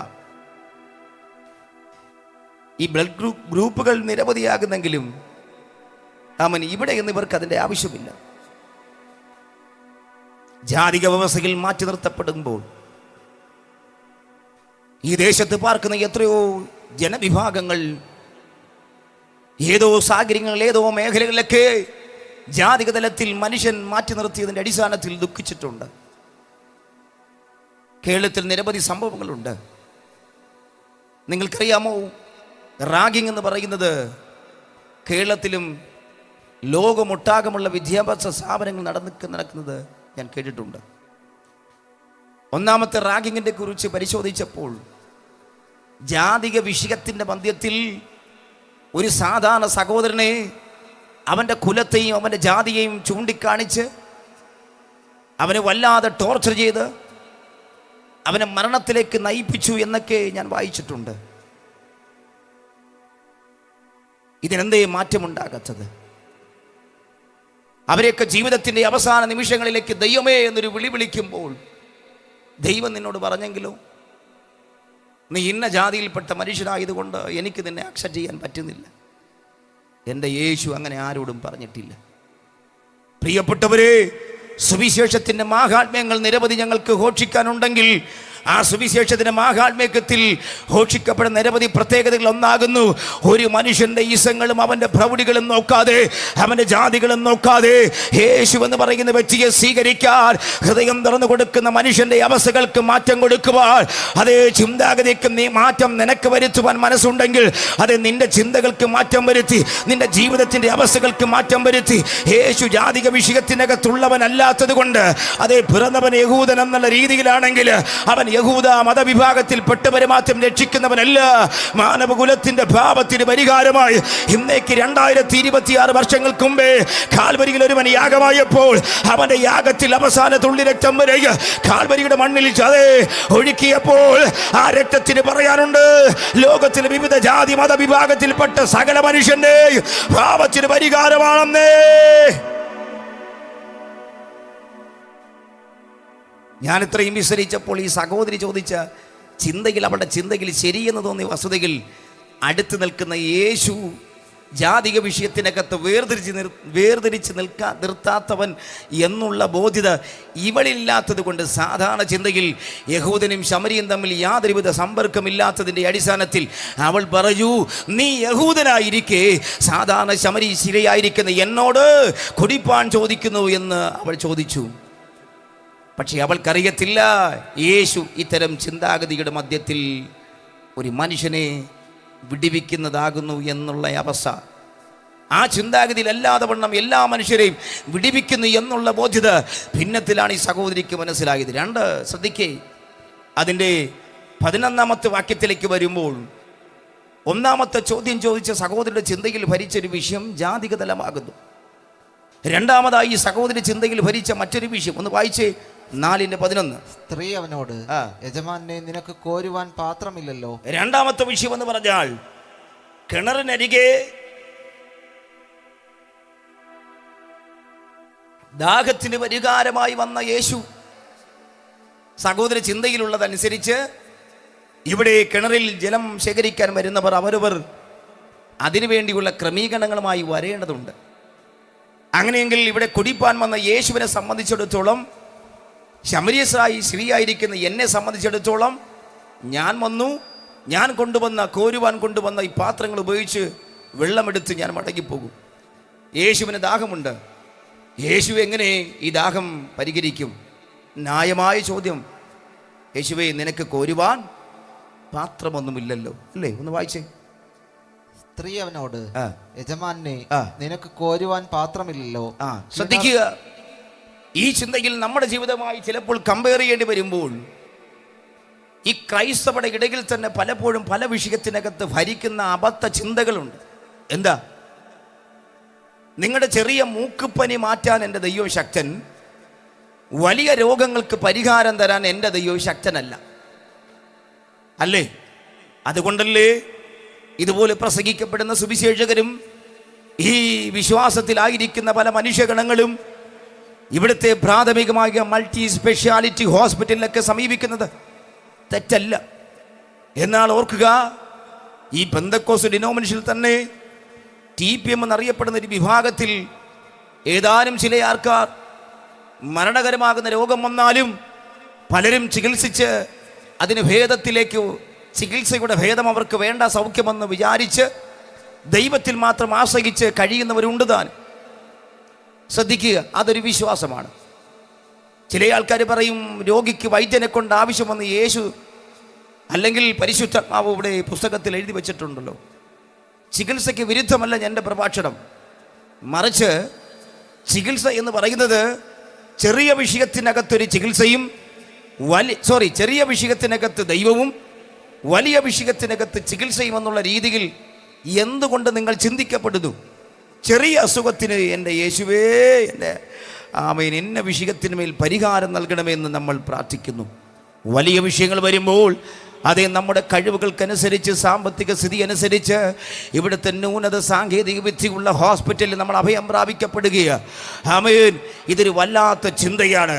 ഇവിടെ ഒരു വല്ലാത്ത ചിന്തകതയാണ്. എന്ന് പറഞ്ഞാൽ പല വിഷയത്തിനകത്ത് സാധ്യത ബന്ധത്തിൽ നമ്മൾ പലപ്പോഴും നമ്മുടെ ആവശ്യത്തിൻ്റെ മേൽ അതേ സഹായിയായി വരുന്ന അല്ലെങ്കിൽ സഹായം ചെയ്യേണ്ട വ്യക്തിത്വങ്ങളെ ദൈവത്തെ പോലും നമ്മളൊരു സാധ്യത കൊടുത്തുകൊണ്ട് ആ വിഷയത്തിനകത്ത് പരിഹാരകനായി ദൈവത്തെ കാണുകയാണ്. മനസ്സിലായില്ല? ആർക്കാ കേട്ട നിങ്ങൾക്ക്? ലാസർ എന്ന് പറയുന്ന മനുഷ്യൻ അദ്ദേഹം മരിച്ചു. മരണത്തിന് മുമ്പേ ഈ ദീനവിവരത്തെക്കുറിച്ച് യേശുവിൻ്റെ കർണപടത്തിൽ ഈ ശബ്ദം എത്തിച്ചു. ഇത് കേട്ട മാത്രയിൽ യേശുവിനുള്ള മറുപടി, ഈ ദീനം അവൻ്റെ മരണത്തിനായിട്ടല്ല. ഇവിടെ ഉണ്ടോ നിങ്ങൾ? ഒരു ഹല്ലേലൂയ പറഞ്ഞേ, വീണ്ടും പറഞ്ഞേ. സ്വതന്ത്രം. ഈ ദീനം മരണത്തിനായിട്ടല്ല, എന്നാൽ ദീനത്തിൻ്റെ ഒടുവിൽ സ്നേഹിതനായിരിക്കുന്ന ലാസറിന് മരണം സംഭവിച്ചപ്പോൾ ആ വിലാപ വീട്ടിലേക്ക് യേശു വരികയാണ്. എത്രാം ദിവസം? 4-ാം ദിവസം. അവിടെ വന്ന മാത്രയിൽ ഈ സഹോദരി യേശുവിനോട് പറഞ്ഞ 4 പ്രധാനപ്പെട്ട വിഷയങ്ങൾ. 1, യേശുവേ, നീ ഇവിടെ ഉണ്ടായിരുന്നെങ്കിൽ ഇത് സംഭവിക്കത്തില്ല. അല്ലെങ്കിൽ അടുത്ത പദം ഒന്നാമതായിരിക്കണം. ശ്രദ്ധിച്ചേ, ലാസർ മരിച്ചു, നിന്റെ സ്നേഹിതൻ മരിച്ചു. ലാസർ മരിച്ചു, നീ ഇവിടെ ഉണ്ടായിരുന്നെങ്കിൽ ഇത് സംഭവിക്കത്തില്ല. നാറ്റം വെച്ചു, 4 ദിവസമായി. മിണ്ടുന്നില്ല. ഒരു ഹല്ലേലൂയ പറഞ്ഞേ. ലാസർ മരിച്ചു, 4 ദിവസമായി, നാറ്റം വെച്ചു എന്നൊക്കെ പറഞ്ഞ് 4ഓളം വ്യത്യസ്തകരമാകുന്ന കാര്യകാരണങ്ങൾ ബുദ്ധിക്കനുസരിച്ച് ഈ സഹോദരി യേശുവിനോട് പറയുക. എൻ്റെ ന്യായമായൊരു ചോദ്യം, യേശുവേ, നീ ഇവിടെ ഉണ്ടായിരുന്നെങ്കിൽ ഇത് സംഭവിക്കത്തില്ല എന്ന് ഈ സഹോദര ചിന്തയിൽ ഭരിക്കുമ്പോൾ എന്തുകൊണ്ട് ഇപ്പോൾ വന്ന യേശുവിനാൽ ഇത് സാധ്യമാകുമെന്ന് ഇവൾ ചിന്തിച്ചില്ല? മിണ്ടുന്നില്ല. ഒരു ആമേൻ പറഞ്ഞേ, ഒരു ഹല്ലേലൂയ പറഞ്ഞേ. മുമ്പേ യേശു ഇവിടെ ഇല്ലാത്തത് കൊണ്ട് ഈ സഹോദരന് മരണമുണ്ടായിരുന്നു. എന്നാൽ മരിച്ച സഹോദരന്റെ സമീപത്ത് ഇവിടെ യേശു വന്നപ്പോൾ അതേ യേശുവിന് ജീവൻ നഷ്ടപ്പെട്ടതിൻ്റെ അതേ സഹോദരന് ജീവൻ നഷ്ടപ്പെട്ടതിൻ്റെ അടിസ്ഥാനത്തിൽ ജീവൻ നഷ്ടപ്പെട്ടതിന് ശേഷം യേശു ഇവിടെ വന്നതിൻ്റെ പിന്നിൽ ഇനി ജീവൻ ഉണ്ടാകത്തില്ല എന്ന രീതിയിലല്ലേ യേശുവേ, നീ ഇവിടെ ഉണ്ടായിരുന്നെങ്കിൽ ഇത് സംഭവിക്കത്തില്ല എന്ന് ഇതവളെ ചിന്തയിൽ ഭരിച്ച ഒന്നാമത്തെ കാരണമാണ്. ഇനി മരിച്ച വിവരത്തെക്കുറിച്ച് ഒന്നുകൂടി അവൾ അറിയിക്കുക. ലാസർ മരിച്ചുപോയി. സഹോദരിയെ, നിന്റെ ബന്ധുവായിരിക്കുന്ന സഹോദരൻ മരിച്ച വിവരം യേശുവിൻ്റെ സ്നേഹിതനായിരിക്കുന്ന ലാസർ എന്ന യേശുവിന് അറിയാം. ആ ലാസർ മരിച്ചപ്പോൾ കണ്ണുനീർ വാർത്ത യേശു ആ മരണം അറിഞ്ഞിട്ടാണ് വീട്ടിൽ വന്നത്. പിന്നെ നിന്റെ ചിന്തയിൽ തോന്നിയ ചിന്തക്കനുസരിച്ച് നീ യേശുവിനോട് എന്തിനു പറയണം ലാസർ മരിച്ചുവെന്ന്? 3, ശ്രദ്ധിച്ചേ, നാറ്റം വെച്ചുവെന്ന്. ശ്രദ്ധിക്കുക, എന്നെയും നിങ്ങളെയും പോലെ പ്രാണവായി ശ്വസിക്കപ്പെടുവാൻ നാസാഗൗരമെന്ന് പറയുന്നൊരു ഒരു അവയവം യേശുവിനുമുണ്ട്. ഈ മൂക്കിനകത്ത് 2 ഹോളുകളുമുണ്ട്. ശ്രദ്ധിച്ചേ, നിനക്ക് ഗന്ധത്തെക്കുറിച്ച് അറിയാമെങ്കിൽ സർവശക്തനായ യേശു പാപമൊഴികെ നിന്നെപ്പോലെ സമസ്വഭാവമുള്ളവനാകയാൽ അവന് ഗന്ധമറിയാം. പിന്നെ നീ എന്തിനാ നാറ്റം വെച്ചു വന്ന് യേശുവിനോട് പറയുന്നേ? ആമേ. ഇനി വീണ്ടും പറയുക, 4 ദിവസമായത്. കേൾക്കണം, നീ ഈ മനുഷ്യൻ ജീവിച്ചിരിക്കുന്ന സമയത്ത് അവൻ മരിക്കാതിരിപ്പാൻ വീട് വരെ വന്ന് പ്രാർത്ഥിക്കുവാൻ, അവൻ്റെ വിഷയത്തിന് പരിഹാരം കൊടുക്കുവാൻ നീ ആലോചന യേശുവിൻ്റെ അടുക്കൽ അയക്കുന്ന മാറ്റയിൽ അന്നത്തെ ദിവസം മുതൽ യേശുവിൻ്റെ തിരക്ക് കൊണ്ട് ഇവിടെ വന്നില്ല എങ്കിലും യേശുവിന് നിന്നെക്കാൾ ഉപരിയായി ആ ദിവസങ്ങളുടെ എണ്ണങ്ങൾ വ്യക്തമായ അവനുബോധമുണ്ട്. എങ്കിലും അവൾ പറയുക 4 ദിവസമായെന്ന്. ഞാൻ പറഞ്ഞ വിഷയത്തിനകത്ത് നിങ്ങൾക്ക് എത്രത്തോളം മനസ്സിലായി? ഒരു വിശ്വാസത്തിൻ്റെ മൂല്യത്തിൽ നിൽക്കപ്പെടുന്ന യഹോവയിൽ യേശുവിൽ വിശ്വസിക്കുന്ന ആ സഹോദരിക്ക് ലാസറിന്റെ മരണവുമായി, ലാസർ മരിച്ചുവെന്നും അവൻ നാറ്റം വെച്ചുവെന്നും അവൻ 4 ദിവസമായെന്നും നീ ഇവിടെ ഉണ്ടായെങ്കിൽ ഇത് സംഭവിക്കത്തില്ല എന്ന് അവളുടെ ചിന്തകളിൽ തോന്നിയ ശരിയായൊരു വസ്തുത യേശുവിനോട് പറഞ്ഞു കേൾപ്പിക്കുമ്പോൾ അവളെ ചിന്തയെ ഭരിക്കാണ്ട ഒരു മറ്റൊരു വിഷയം, യേശുവിടെ ഇല്ലായിരുന്നെങ്കിലും ഇപ്പോൾ ഉണ്ടെങ്കിൽ ഇത് മാറ്റമുണ്ടാകുമെന്ന്. അതെ, നാറ്റം വച്ചാലും അതിന് മാറ്റമുണ്ടാകുമെന്ന്, 4 ദിവസമായാലും അതിന് മാറ്റമുണ്ടാകുമെന്ന് ഇവിടെ ചിന്തയെ ഭരിക്കാതെ പോയി. ആ ചിന്ത ഭരിക്കാത്തതിന് പ്രധാനപ്പെട്ട കാര്യം അവൻ സാധ്യതയിൽ കൂടി ദൈവത്തിന്റെ പ്രവൃത്തിയെ സാധ്യമാക്കുവാൻ വേണ്ടി ദൈവത്തെ അവളുടെ ഒരു പ്രവൃത്തിദാതാവായി മാറ്റം കാണുകയാ. നിങ്ങൾക്ക് മനസ്സിലായില്ല? എനിക്കൊരു വിഷയമുണ്ടെങ്കിൽ, എൻ്റെ കുടുംബത്തിനകത്തൊരു പ്രശ്നമുണ്ടെങ്കിൽ ആ പ്രശ്നത്തിൽ ഞാൻ യേശുവിനെ അങ്ങ് പറഞ്ഞ് പഠിപ്പിച്ചിട്ട് അതുപോലെ ചെയ്യിക്കുക. എൻ്റെ ഭർത്താവ് അനുസരണക്കേട് ഉള്ളവനെങ്കിൽ ആമേൻ, ആ മനുഷ്യൻ അനുസരണമുള്ളവനാകണം. കഴിഞ്ഞ ദിവസം ഒരു തമാശയ്ക്ക് ഈ ലഹരിയുടെ വിഷയങ്ങളുമായി ബന്ധപ്പെട്ട് ഞങ്ങൾ ഒരു സഹോദരിയുടെ വിഷയത്തിനകത്ത് പ്രാർത്ഥിക്കേണ്ടി വന്നപ്പോൾ ആമേൻ, തികഞ്ഞ മദ്യപാനിയായിരിക്കുന്ന ഒരു ആമേൻ ഭർത്താവിൻ്റെ മദ്യപാന നിമിത്തമായി സഹോദരി പ്രാർത്ഥനയ്ക്ക് വേണ്ടി ഒരു സുവിശേഷകനോട് പറഞ്ഞു. ആ സുവിശേഷകൻ പ്രാർത്ഥിച്ചു. പ്രാർത്ഥന സമയത്ത് ഈ സഹോദരി പറഞ്ഞത്, ഈ തികഞ്ഞ മദ്യപാനത്തിൽ നിന്നൊരു മാറ്റം എൻ്റെ ഭർത്താവിന് കൊടുക്കാൻ പാസേ ഒന്ന് പ്രാർത്ഥിക്കണം. ഈ ഭയങ്കര മദ്യപാനമാണ്, ആ ഭയങ്കര മദ്യപാനത്തിൽ നിന്നൊരു മാറ്റം കൊടുക്കണമേ എന്ന് ഈ സഹോദരി പറഞ്ഞു. ഈ പറയപ്പെട്ട ഭാഷ്യത്തിനകത്ത് കേട്ട പാസിന് മനസ്സിലായത് ഈ മദ്യപാനം പൂർണ്ണമായി മാറ്റുക എന്ന രീതിയിലല്ല, മറിച്ച് ആ മദ്യപാനത്തിൽ നിന്നൊരു അല്പം മാറ്റം എന്ന രീതിയിലാണ് ആ മനുഷ്യൻ കേട്ടത്. അവൻ ഒരുപക്ഷെ അവളുടെ ചിന്തയിലും അങ്ങനെയായിരിക്കാം. അവൾ പറഞ്ഞതിനനുസരിച്ച് ആ ഒരു മാറ്റം ആമേൻ അവിടെ സംഭവിച്ചു. എങ്ങനെയാ? ഇവൾ വീട്ടിൽ നിന്ന് ആരാധനയ്ക്ക് പോകുന്ന മാച്ചെങ്കിൽ അവൻ എല്ലാ ദിവസവും ഒരു ഫുള്ളൊക്കെ എടുത്ത് ആരുടെയും സഹായമില്ല ഒറ്റയ്ക്ക് അവൻ മദ്യപിക്കുന്ന ഒരു ശീലം ആ ഭർത്താവിനുണ്ടായിരുന്നു. ഒരു ദിവസം അവൻ പ്രാർത്ഥനയ്ക്ക് പോകുമ്പോൾ ഈ സഹോദരി കണ്ട കാഴ്ച എന്നൊരു ഫുള്ളെടുത്തുകൊണ്ട് ആ മനുഷ്യൻ അത് മദ്യപിക്കുന്ന കാഴ്ചയുമായി വീട്ടിൽ നിന്ന് ഇറങ്ങിപ്പോയപ്പോൾ അവൻ അവളുടെ ഉള്ളിനകത്ത് പ്രാർത്ഥനയുണ്ട്, എൻ്റെ ഭർത്താവിൻ്റെ മദ്യപാനത്തിനൊരു അല്പം മാറ്റമെങ്കിലും ദൈവമേ, അല്പം മാറ്റമെങ്കിലും ദൈവമേ നൽകണമെന്ന് ഇവൾ പ്രാർത്ഥിച്ചുകൊണ്ട് ആലയത്തിൽ പോയി തിരിച്ചു മടങ്ങി വന്നപ്പോൾ ആമേൻ ആമേൻ, സാധാരണ ആലയത്തിൽ പോകുന്ന സഹോദരി മടങ്ങി വരുമ്പോൾ മദ്യപാനിയായിരിക്കുന്ന മനുഷ്യന് അബോധാവസ്ഥയിൽ കിടക്കുന്ന കാഴ്ചയാണ് ആ സഹോദരിക്ക് കാണേണ്ടി വന്നത്. എന്തുകൊണ്ടെന്നാൽ ഒരു ഹുള്ളൊക്കെ ഒരു 5-10 മിനിറ്റ് കൊണ്ട് ആ മനുഷ്യൻ അകത്താക്കുന്ന പതിവുണ്ടായിരുന്നു. കേൾക്കണം, മടങ്ങി വന്ന സഹോദരി ആശ്ചര്യത്തോടു കൂടി ഭർത്താവിനെ നോക്കി. സാധാരണ സംഭാഷണ ശൈലികള്, വസ്ത്രത്തിന് വിവക്ഷത എന്ന് പറയുന്ന വിഷയമില്ല, വസ്ത്രമൊക്കെ നേരെ ഉടുത്തിരിക്കുക. അവൻ ഈ സഹോദരനെ എന്താ ഇങ്ങനെയെന്നുള്ള ചിന്തയിൽ ആ സഹോദരി ചിന്തിച്ചപ്പോൾ അടുത്ത് പാസുമായി സംഭാഷണം നടത്തിയപ്പോൾ പാസ് തമാശ രൂപയുടെ പറഞ്ഞു, നിന്റെ ആഗ്രഹം ഇതായിരുന്നു, എൻ്റെ ഭർത്താവിൻ്റെ മദ്യപാനത്തിൽ നിന്ന് ഒരു അല്പം മാറ്റം വേണമെന്ന്. അതേ, ദൈവം അതുപോലെ പ്രവർത്തിച്ച്. എന്താ? ഫുള്ള് ഒറ്റയടിക്ക് കുടിക്കുന്ന സഹോദരൻ ഇന്ന് ഒരു ഫുള്ള് 24 മണിക്കൂർ കൊണ്ട് കുടിക്കേണ്ട ഗതി വന്നു എന്ന് പറഞ്ഞാൽ നമ്മൾ പലപ്പോഴും പല വിഷയത്തെ പ്രാർത്ഥനയ്ക്ക് വേണ്ടി ദൈവത്തിന് മുൻപാകെ വെക്കുമ്പോൾ ദൈവമേ നീ അങ്ങനെ പ്രവർത്തിച്ചെങ്കിൽ കൊള്ളാമായിരുന്നു, നീ ഇങ്ങനെ പ്രവർത്തിച്ചെങ്കിൽ കൊള്ളാമായിരുന്നു, അതാണ് ഈ വഴി, അതാണ് ആ ശരി എന്നൊക്കെ പറഞ്ഞുകൊണ്ട് ഞാനും നിങ്ങൾ ദൈവത്തിൻ്റെ വിഷയത്തിന് മുഖത്ത് നിങ്ങളുടെ വിഷയത്തെ കൂട്ടിയോജിപ്പിച്ചുകൊണ്ട് ആ വിഷയത്തിനകത്ത് ദൈവത്തെ കൊണ്ട് പഠിപ്പിച്ച് ആ വിഷയത്തിന് മേൽ പരിഹാരത്തിന് വേണ്ടി ഞാനും നിങ്ങളും പ്രാർത്ഥിക്കുന്ന മിഥ്യയാകുന്ന അബദ്ധമാകുന്ന ചിന്തകൾക്ക് മാറ്റം കൊടുക്കണം എന്ന് പറഞ്ഞ ലളിതമായ ഒരാശ.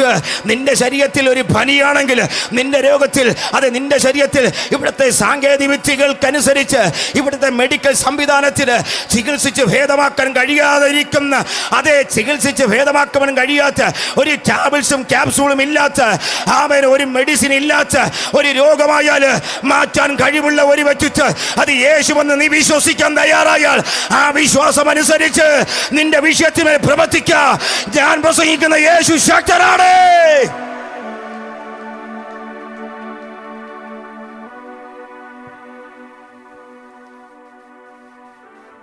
വെഞ്ഞാറുപുഴ എന്നറിയപ്പെടുന്ന സ്ഥലത്ത് ഒരു ചർച്ചിൽ ഞാൻ പ്രസംഗിക്കാൻ പോയി.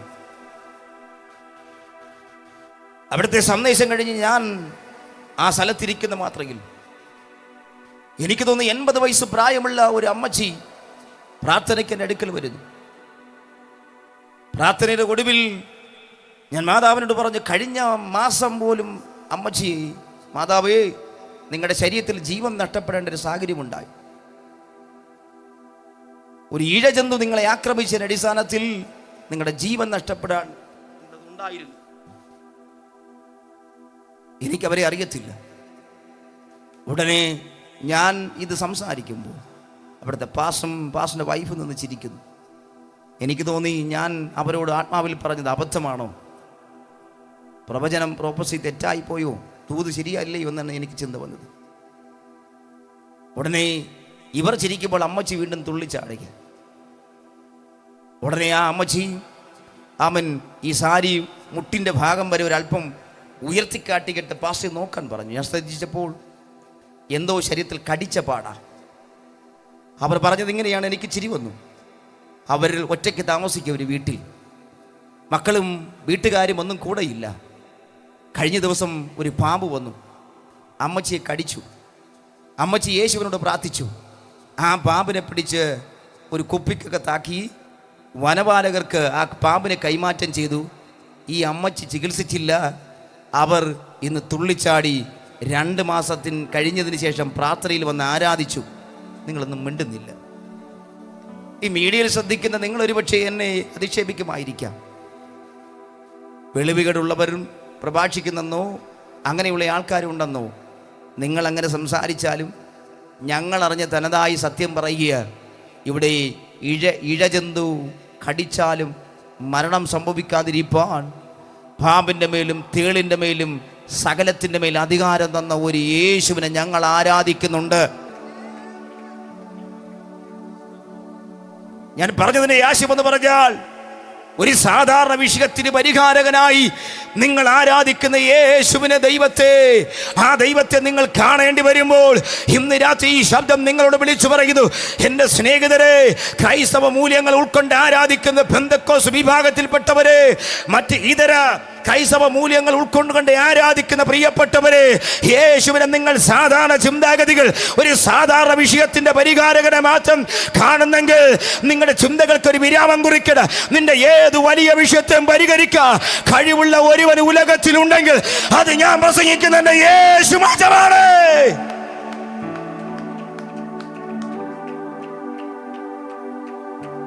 ഈ മൈക്രോഫോൺ ഇവിടുത്തെ ദൈവദാസന്മാർ കൈമാറ്റം ചെയ്തു കഴിഞ്ഞാൽ അവർ ഇതുപോലെ സാക്ഷികൾ പറയും.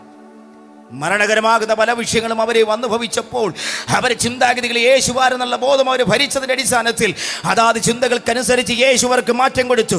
എൻ്റെ പ്രഭാഷണത്തിൽ ഈ ആശയം ദേശത്തോട് വിളിച്ചു പറയുമ്പോൾ ആരൊക്കെ ജീവിതത്തിൻ്റെ മേഖലകൾ, നിങ്ങളുടെ മകനെക്കുറിച്ച്, നിങ്ങളുടെ മകളെക്കുറിച്ച്, നിങ്ങളുടെ ഭർത്താവിനെക്കുറിച്ച്, നിങ്ങളുടെ ഭാര്യയെക്കുറിച്ച്, നിങ്ങളുടെ നാടിനെക്കുറിച്ച്, നിങ്ങളുടെ വീടിനെക്കുറിച്ച് നിങ്ങൾ ചിന്തിച്ച് നിങ്ങളുടെ ജീവിതത്തിനകത്ത് ഒരു അവസാനം കുറിപ്പിച്ച് ഇനി മുന്നോട്ടില്ല എന്ന് പറഞ്ഞ് നിങ്ങൾ ചിന്തിക്കപ്പെടുമ്പോൾ ഇന്ന് രാത്രി നിന്നോട് യേശുവിൻ്റെ ശബ്ദം വിളിച്ചു പറയുന്നു, അല്ലയോ സ്നേഹിത, നിന്റെ ജീവിതത്തിനകത്ത് നിനക്ക് യേശുവിനെ കുറിച്ച് അറിയാമെങ്കിൽ നീ എഴുതി വച്ചിരിക്കുന്നത്, നീ ചിന്തിക്കുന്നത്, നീ അതിരി വച്ചിരിക്കുന്നത് ഒക്കെ മാറ്റാൻ നിനക്ക് മനസ്സുണ്ടെങ്കിൽ നിന്റെ ജീവിതത്തിലെ ഏത് വലിയ വിഷയത്തെ അവൻ പരിഹരിക്കാൻ കഴിവുള്ളവനാണ് എന്റെ യേശു എന്ന് ഇന്ന് രാത്രി ഈ ദേശത്തോട് ഞങ്ങൾ വിളിച്ചു പറയുക. ഞാനിത് പറയുമ്പോൾ പരിശുദ്ധനോട് പറയുക, ഇതിനകത്തിരിക്കുന്ന ആരോടൊക്കെ ഈ ആത്മാവ് ഇടപെട്ടിട്ട് പറയും, യേശുവേ, ആ ദൈവദാസൻ സംസാരിച്ച വാക്യത്തിനനുസരിച്ച് എൻ്റെ വിഷയത്തെ ഞാൻ ആത്മാവിൽ കാണുകയാണ്. പരിശുദ്ധനോട് പറയുന്നത് ഇങ്ങനെയാണ്, ഒരു ഭവനത്തിനകത്ത് ജീവിക്കാൻ ആവോളം ആഗ്രഹിച്ചിട്ട് അതിനകത്തൊരു കറുത്തകരം വല്ലാതെ അസ്വസ്ഥപ്പെടുത്തി എന്ന് പറഞ്ഞു കഴിഞ്ഞാൽ കാണാൻ കഴിയാതെ ഏതോ ഒരു മനുഷ്യൻ്റെ ഏതോ ഒരു ശക്തി ഉള്ളതാകുന്ന വല്ലാതെ പ്രതികൂല നിമിത്തമായി ഈ വീട്ടിൽ പാർക്കാൻ കഴിയത്തില്ല എന്ന് പറഞ്ഞ് നാളുകളായി ചിന്തിച്ച് പലവട്ടം ആ വീട്ടിൽ ആ മണ്ണിൽ നിന്ന് അവിടെ ഒന്ന് മാറി നിൽക്കാൻ ഞങ്ങളുടെ ജീവിതത്തിനകത്തൊരു ഗുണമുണ്ടാകുമെന്ന് ചിന്തിച്ച് ഈ പ്രാർത്ഥനയിരിക്കുന്ന ആരോടോ ആത്മാവ് പറയുന്നത്, കുഞ്ഞേ, നീ മാറേണ്ടത് ആ സ്ഥലത്ത് നിന്നല്ല, മറിച്ച് നീ ആരാധിക്കുന്ന ദൈവത്തോടുള്ള ബോധ്യതയ്ക്ക് നിനക്ക് മാറ്റമുണ്ടാക്കാൻ ഇന്ന് രാത്രി മനസ്സുണ്ടെങ്കിൽ നീ ഇവിടെ ഇരിക്കുമ്പോൾ നിന്റെ വീട്ടിലകത്തേക്ക് ഞാൻ പ്രസംഗിക്കുന്ന യേശുവിന്റെ ദൂതന്മാർ ഇറങ്ങി വന്നിട്ട് ആ നാട്ടിൽ നിന്നെ അത് തുരത്തിക്കളയാൻ പരിശ്രമിക്കുന്ന ഏത് പൈശാചിക മേഖലകളെ തച്ചുടച്ചുകൊണ്ട് ആ മണ്ണിൽ നിന്നെ സ്വസ്ഥതയോടെ നിനക്കും നിന്റെ കുടുംബത്തെ അത് എന്നിൽ ജീവിക്കുന്ന യേശുവുണ്ടെന്ന് നാട്ടിലൊരു സാക്ഷി പറയാ, ഒരു മഹത്തരമാകുന്ന പ്രവൃത്തി ഇതേ ആരാധിക്കുന്ന പ്രാർത്ഥിക്കുന്ന നിന്റെ ജീവിതത്തിൽ ഉണ്ടെന്ന് ആത്മാവ് പറയുക. ഇന്ന് രാത്രി മീഡിയ ശ്രദ്ധിക്കുന്ന ആരോടൊക്കെ ആത്മാവ് ഇടപെടുക, ജീവിതത്തിന്റെ ഏതോ മേഖലകൾ നിങ്ങൾക്ക് ആ നാട്ടിൽ, ആ വീട്ടിൽ, ആ ജോലി കാര്യങ്ങളിൽ അവിടെ നിൽക്കാൻ കഴിയത്തില്ല എന്ന് പറഞ്ഞ് മനുഷ്യരും പിശാചും ഒരുപോലെ നിങ്ങളുടെ ജീവിതത്തെ വെല്ലുവിളിച്ചിട്ട് അവിടെ നിന്ന് തുരത്തിക്കളയുമെന്ന് മനുഷ്യൻ പറയുന്നെങ്കിൽ ഇന്ന് രാത്രി നിന്നോട് പറയാ, ഈ സമയത്ത് നിന്നോട് പറയാ, സ്നേഹിതരെ, ശ്രദ്ധിക്കുന്ന മാധ്യ പ്രവർത്തകരെ, ശ്രദ്ധിക്കുന്നവരെ, ഇന്ന് രാത്രി യേശുവിനെ വിശ്വസിക്കാൻ നിനക്ക് മനസ്സുണ്ടെങ്കിൽ നീ നിൽക്കുന്ന നിടത്ത് അവിടെ നിന്നുകൊണ്ട് നിന്റെ ഹൃദയത്തെ യേശുവിനെ വിശ്വസിച്ച് അവന്റെ മുൻപാകെ സമർപ്പിച്ച് യേശുവിന്റെ സകല വിഷയത്തിന് അസാധ്യതയല്ല സാധ്യമാക്കാൻ കഴിവുള്ളവരെന്ന് വിശ്വസിക്കാൻ മനസ്സുണ്ടെങ്കിൽ നിന്നെ തുരത്തുന്ന മേഖലയ്ക്കകത്ത് ഈ 2026 ഈ മാർച്ച് മാസത്തിൽ നിന്നെ നിലനിർത്തുന്ന ഒരു ദൈവമുണ്ടെന്ന് ഇന്ന് രാത്രി ഇത് വിളിച്ചു പറയുന്നതിൽ എനിക്ക് അഭിമാനമുണ്ടെന്ന്.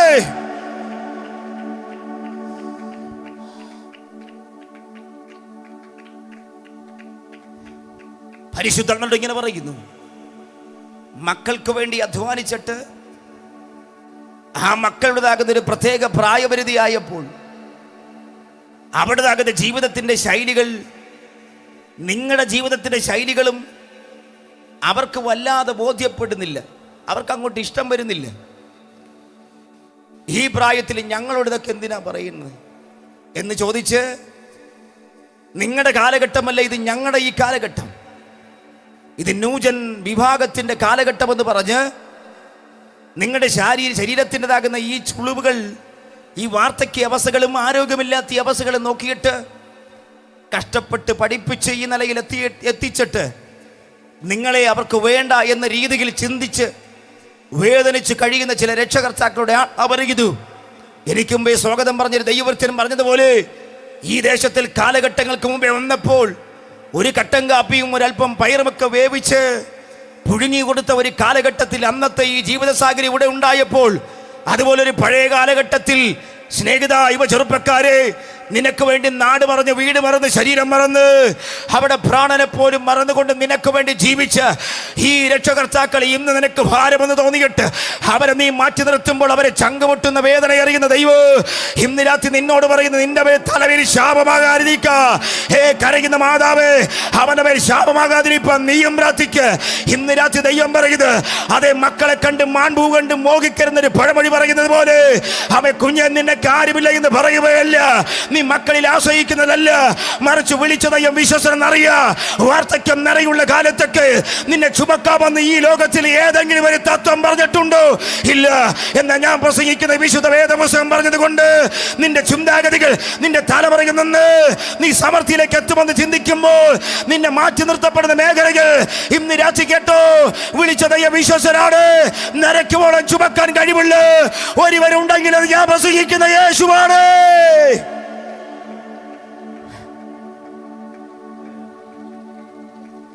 ഒന്ന് രണ്ട് കാര്യങ്ങൾ കൂടി വേഗത്തിൽ പറയണം, പക്ഷെ ഇങ്ങനെ പോയാൽ നിൽക്കേണ്ടി വരും. ഈ നമ്മുടെ അബദ്ധ ധാരണകൾ എന്ന് പറഞ്ഞാൽ, എനിക്കൊരു വിഷയം പ്രതികൂലമായി സംഭവിക്കുമ്പോൾ ഞാൻ അതിനകത്തൊരു റൂട്ട് ഉണ്ടാക്കി കൊടുക്കുക. ആര്? ദൈവത്തിലേക്ക്. ദൈവം നീ ഇതുപോലെ ചെയ്തായിരുന്നെങ്കിൽ നീ ഇത്, ഞാൻ ചോദിക്കുന്നത് എൻ്റെ ഭാഷത്തിൽ പറഞ്ഞ, നിങ്ങൾ ട്യൂഷൻ എടുക്കുകയാണോ യേശുവിന്? ദൈവത്തിന് ട്യൂഷൻ പഠിപ്പിക്കുകയാണോ? ഇത് രാത്രി ആരോട് പറയാം, ചിന്തകൾക്ക് മാറ്റം ഉണ്ടാക്കണം.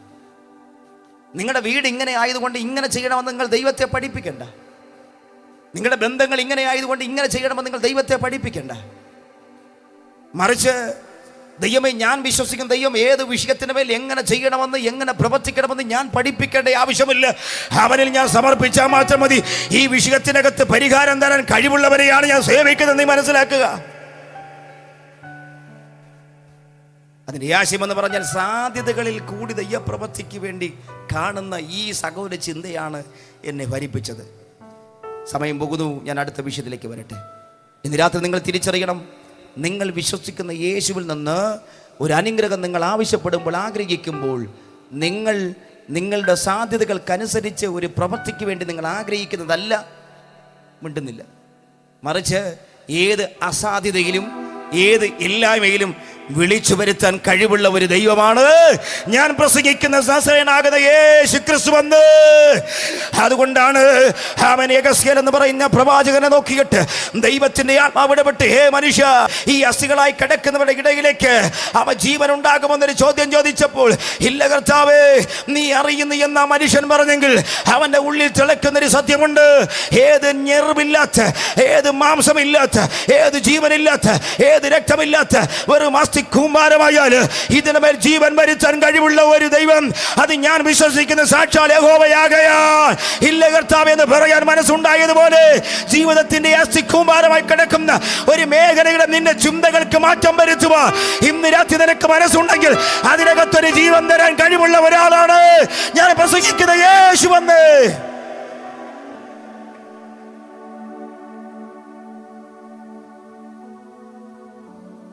ഞങ്ങളുടെ പ്രഭാഷണത്തിൽ സുവിശേഷം എന്നത് ഒരു യാഥാർത്ഥ്യമാണ്, അത് ഞങ്ങൾക്ക് പറയേണ്ട ആവശ്യമുണ്ട്. ഈ വായിച്ച വാക്യത്തിനകത്തൊരു സുവിശേഷത്തിൻ്റെ ഒരു ഭാഗം കൂടി കടത്തിവിടണം. ശ്രദ്ധിക്കൂ, ഈ സഹോദരി ചിന്തിപ്പിച്ച വിഷയങ്ങൾ കൂടിയാണ് നമ്മൾ സഞ്ചരിച്ചു വന്നത്. 4-ാം അധ്യായം 12-ാമത്തെ വാക്യത്തിലേക്ക് വരുമ്പോൾ ഈ സഹോദരി സംസാരിക്കുന്ന ഒരു കാര്യമാണ്, ചോദിക്കുന്നൊരു ചോദ്യമാണ്. ഒന്ന് വായിച്ചേ. നമ്മുടെ പിതാവായ യാക്കോബിനേക്കാൾ നീ വലിയവനോ? അവനാകുന്നു ഈ കിണർ ഞങ്ങൾക്ക് തന്നത്. അവനും അവന്റെ മക്കളും മൃഗങ്ങളും ഇതിലെ വെള്ളം കുടിച്ചു പോന്നു എന്ന് പറഞ്ഞു. ഈ സഹോദരി പറയുന്നു, ഞാൻ ആരാധിക്കുന്ന, ഞാൻ വിശ്വസിക്കുന്ന അബ്രഹാമിനേക്കാൾ നീ വലിയവനോ എന്ന് ചോദ്യം. ആ ചോദ്യത്തിൽ ന്യായമായ ഒരു വസ്തുത, അന്നത്തെ യഹോവയുടെ നാമത്തിന് കീഴിലുള്ള വിശ്വാസം ഈ സഹോദരിൽ ഉണ്ടായിരുന്നു. ആ യഹോവയാകുന്ന നാമത്തിൽ ആണല്ലോ അബ്രഹാമിന്റെ വിശ്വാസം. അബ്രഹാം ദൈവത്തിൽ വിശ്വസിച്ചത്, അബ്രഹാം ദൈവത്തിൽ ആരാധിച്ചത്. അങ്ങനെയെങ്കിൽ യഹോവയിലുള്ള വിശ്വാസം ഈ സഹോദരിക്കുണ്ട്. 2, അവരുടെ വിശ്വാസ രീതികൾക്കനുസരിച്ച് ദൈവത്തിന്റെ ദാസനായി തീർന്ന അബ്രഹാം ഒരു വലിയവൻ എന്നുള്ള ചിന്തയും ഇവളിലുണ്ട്. ആ ചിന്തയിൽ ഇവൾ യേശുവിനോട് ചോദിക്കുന്നു, ഞാൻ ദൈവത്തിൽ വിശ്വസിക്കുന്നു, അതേ ദൈവത്തിൽ വിശ്വസിച്ച അബ്രഹാമിൽ അറിയുന്നു അബ്രഹാം വലിയവൻ എന്നുള്ളതാകുന്ന ബോധ്യത എനിക്കുണ്ട്. ആ ഒരു ചോദ്യമാണ് ചോദിക്കുന്നത്. ഈ ചോദ്യങ്ങളുടെ മധ്യത്തിൽ ഞങ്ങളുടെ സുവിശേഷത്തിൽ നിങ്ങളോട് പറയാനുള്ളത്, ഞങ്ങൾ ക്രൈസ്തവ മൂല്യങ്ങൾ ഉയർത്തിക്കാട്ടുമ്പോൾ, ഞങ്ങൾ യേശുവിനെ കുറിച്ച് പറയുമ്പോൾ, യേശുവിന്റെ ജനനമെന്ന ആമേൻ നിങ്ങൾ പറയുന്നത് പോലെ ഞങ്ങൾക്കുമുള്ള മറുപടി അനുസരിച്ച് ഇന്നേക്ക് 2026 വർഷത്തിന്റെ ചരിത്രം. അപ്പോൾ യേശുവിന് മുമ്പ് ഇവിടെ തത്വങ്ങളില്ലായിരുന്നോ, വ്യക്തികളില്ലായിരുന്നോ, മത അനുഷ്ഠാനങ്ങളില്ലായിരുന്നോ എന്ന് ചോദ്യം. അതേ സ്നേഹിതരെ, ഉണ്ടായിരുന്നു. അപ്പൊ നിങ്ങളുടെ ബുദ്ധിക്കനുസരിച്ച് യേശുവിന് മുമ്പേ ഉള്ളവരാ എന്ന് ചോദിക്കപ്പെടുക. പെന്തക്കോസ് ആയിരിക്കുന്ന നമ്മൾ ഈ പെന്തക്കോസിന്റെ രീതികളിൽ ആരാധനകൾ ഞങ്ങൾ നടത്തപ്പെടുമ്പോൾ, ഇവിടുത്തെ മറ്റ് ക്രൈസ്തവ ഡിനോമിനേഷനിൽപ്പെട്ട ആൾക്കാരൊക്കെ ഞങ്ങളുടെ പാരമ്പര്യങ്ങളെ പരിശോധിക്കും. ഞാൻ പ്രതികരിക്കുന്ന ഒരു പ്രസ്ഥാനത്തിൽ കഴിഞ്ഞുപോയ ജനുവരിയിൽ 102ാമതൊരു കൺവെൻഷൻ നടന്നു. അങ്ങനെയെങ്കിൽ ഞാൻ പ്രതികരിക്കുന്ന ആ പെന്തക്കോസ് പ്രസ്ഥാനത്തിൽ 102 വർഷത്തിന്റെ പഴക്കമേ ഉള്ളൂ. ഇതുപോലെ പല പെന്തക്കോസ് വിഭാഗത്തിൽപ്പെട്ട വ്യക്തികളാകുന്ന പഴക്കങ്ങൾ ചൂണ്ടിക്കാണിക്കാൻ ഒരു കാലഘട്ടത്തിന്റെ കൃത്യമായ കണക്കുകളുണ്ട്. എന്നാൽ മറ്റ് ക്രൈസ്തവ മൂല്യങ്ങൾ ഉൾക്കൊള്ളുന്ന മറ്റ് ഡിനോമിനേഷനുകളിൽ ഇതിനേക്കാൾ ഉപരിയായിട്ട് പാരമ്പര്യമുണ്ട്. ന്യായമായവർ ചോദിക്കുന്നു, ഞങ്ങളിലുള്ള പാരമ്പര്യം നിങ്ങൾക്കുണ്ടോ? അടിസ്ഥാനപരമായിരിക്കുന്ന ഒരു സഭാ പ്രസ്ഥാനത്തിന്റെ ഒരു പാരമ്പര്യം നിങ്ങൾക്കുണ്ടോ? അടിസ്ഥാനപരമാകുന്ന ഒരു ആരാധന രീതികളുടെ ഒരു പാരമ്പര്യം നിങ്ങൾക്കുണ്ടോ? പാരമ്പര്യമുണ്ടോ? ഉണ്ടോ എന്ന് ചോദിക്കുന്നു. ഞങ്ങൾക്ക് ന്യായമായുള്ളൊരു മറുപടി എന്നത്, അങ്ങനെ വലിയ പാരമ്പര്യങ്ങൾ ഞങ്ങൾക്കില്ല എന്ന് തുടങ്ങി വർഷത്തിന്റെ പഴക്കത്തിന്റെ പാരമ്പര്യം ഞങ്ങൾക്ക് വരച്ച് കാട്ടുവാനില്ല. പക്ഷെ പാരമ്പര്യം ഞങ്ങൾക്ക് ചുരുക്കമാണെങ്കിലും പാരമ്പര്യത്തെക്കാൾ അപ്പുറമായ ഒരു യാഥാർത്ഥ്യം ഇതിനകത്തുണ്ട്. എന്തുകൊണ്ടെന്നാൽ ലോകരാജ്യങ്ങളിൽ, അതായത് ബൈബിൾ പഠിക്കുമ്പോൾ കാനോനികം എന്ന് പറയുന്ന ഒരു സംഗതിയുണ്ട്. എന്താണ്? സെപ്റ്റുവജിന്റ് പരിഭാഷക്കാരായിരിക്കുന്ന വ്യക്തികൾ അംഗീകരിക്കപ്പെട്ടിട്ടുള്ള ഈ 66 പുസ്തകമെന്ന് ഞങ്ങൾ അംഗീകരിക്കുക മാത്രമല്ല, ഇത് ഏതെങ്കിലും ക്രൈസ്തവരുടെ, പ്രത്യേകിച്ച് പെന്തക്കോസ് വിഭാഗത്തിൽപ്പെട്ടവരുടേതാകുന്ന ബൈബിൾ എന്ന് മാത്രമല്ല, ബൈബിൾ പല ഡിനോമിനേഷനുകളിലും ഉണ്ട്. എന്നാൽ പല ഡിനോമിനേഷൻപ്പെട്ട ബൈബിളുകളിൽ ഒരു ഭാഗത്ത് 72 പുസ്തകങ്ങളും, പേര് പരസ്യമായി പറയാൻ പറ്റാത്തതുകൊണ്ട് ഞാൻ ആ ഭാഗം നിർത്തുക. ഞങ്ങളുടെ പുസ്തകത്തിൽ 66 പുസ്തകങ്ങളും.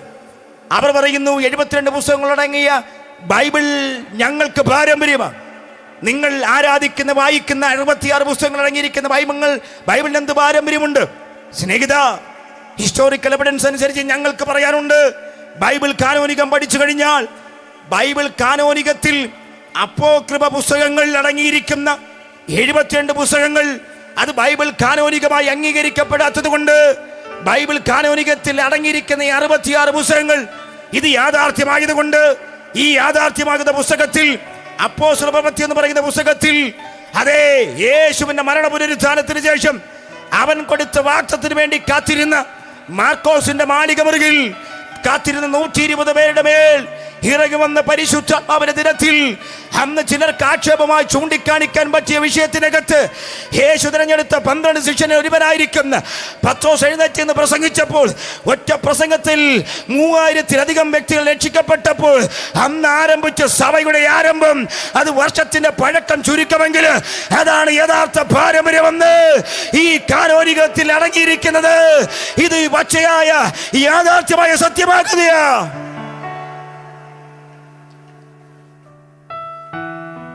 സ്വത്രം 1-2 കാര്യങ്ങൾ കൂടി പറഞ്ഞു നിർത്തട്ടെ, ശ്രദ്ധിച്ചേ. ഞങ്ങളുടെ പിതാവായിരിക്കുന്ന അബ്രഹാമിനേക്കാൾ നീ വലിയവനും? ചോദ്യം ന്യായമാണ്. അവിടെ അറിവിൽ അന്ന് വരെ ക്രൈസ്തവ മൂല്യങ്ങളിൽ യഹോവ മൂല്യങ്ങളിൽ, യഹോവയുടെ നാമത്തിൻ്റെ വിശ്വാസത്തിന്റെ മൂല്യങ്ങളിൽ അബ്രഹാം വലിയവനാണ്. പെന്തക്കോസ് ഭാഷ്യങ്ങളിൽ, പെന്തക്കോസ് അനുഭവത്തിൽ പ്രസംഗിക്കുന്ന ഞങ്ങളുടെ ജീവിതത്തിനകത്ത് ഇതുപോലെ ഞങ്ങൾക്ക് ചൂണ്ടിക്കാണിക്കുന്ന നിരവധി ഭക്തന്മാരുണ്ടെങ്കിലും നിങ്ങൾ അംഗീകരിക്കുന്നില്ല.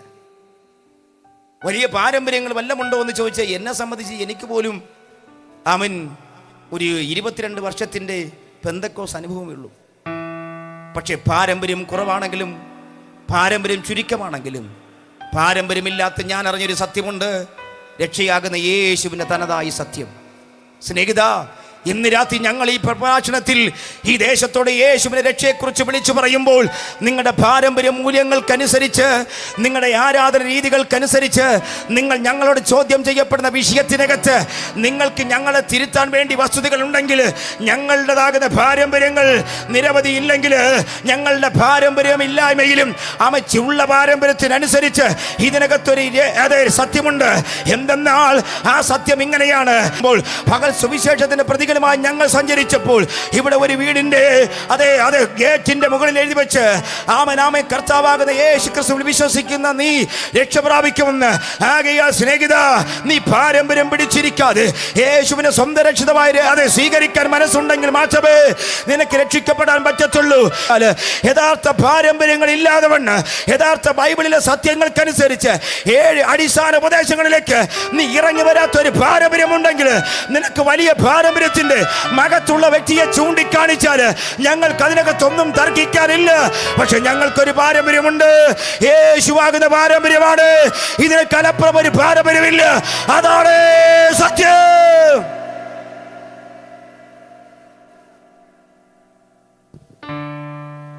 അടുത്തിപ്പോൾ പറഞ്ഞൊരു ഭാഗമാണെന്ന് വായിച്ചോട്ടെ. അതിന്റെ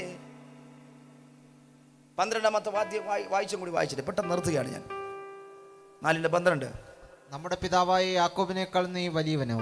അവനാകുന്നു ഈ കിണർ ഞങ്ങൾക്ക് തന്നത്.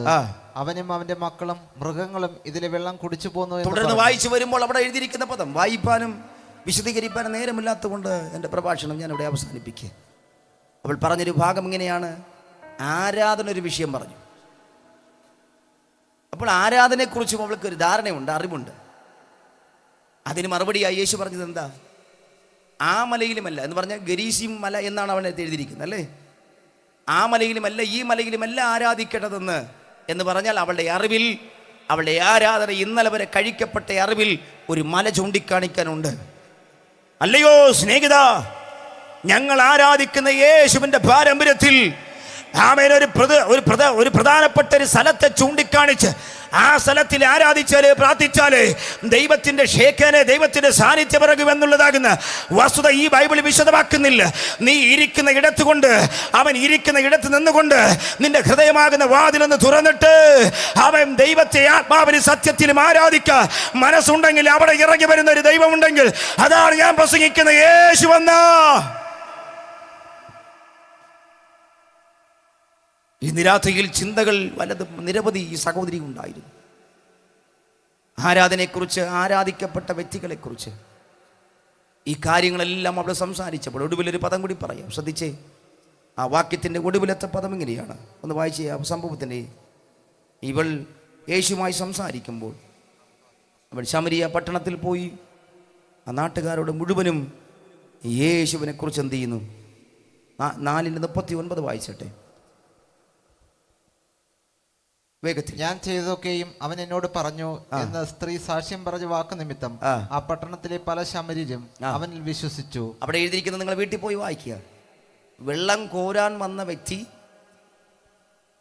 അവൾ വെള്ളം കോരിയിട്ടില്ല എന്നതിൻ്റെ തെളിവാണ് അവിടെ എഴുതിയിരിക്കുന്നത്. പാത്രം അവിടെ വെച്ചിട്ടാണ് തിരിച്ച് മടങ്ങിപ്പോയി ശമരിയ പട്ടണത്തിൽ പോയി ഞാൻ കണ്ടുമുട്ടിയ വ്യക്തി എന്നോട് സംഭാഷിച്ചത് ഞാൻ നിങ്ങളോട് വന്നു സംസാരിക്കുന്നു എന്ന് പറഞ്ഞ് ആ പട്ടണം മുഴുവനും യേശുവിനെ കുറിച്ചുള്ള അറിവ് അവളിൽ വെളിപ്പെട്ടു. നോക്കൂ, ഒരു വിഷയത്തിൻ്റെ പരിഹാരത്തിന് വേണ്ടി കിണറിൻ്റെ അരികിലേക്ക് വന്ന ഒരു സഹോദരി, നിരവധി അറിവുകളുടെ ചിന്തകളുടെ അടിസ്ഥാനത്തിൽ കിണറിനരികിലേക്ക് വന്ന സഹോദരി, വെള്ളം കോരാൻ വന്ന സഹോദരി, വെള്ളം കോരി എന്നില്ല എന്നതിൻ്റെ അടിസ്ഥാനത്തിലാണ് പാത്രം അവിടെ കിണറിനരികിൽ വെച്ചിട്ടാണ് അവൾ ശമരിയ പട്ടണത്തിൽ പോയത്.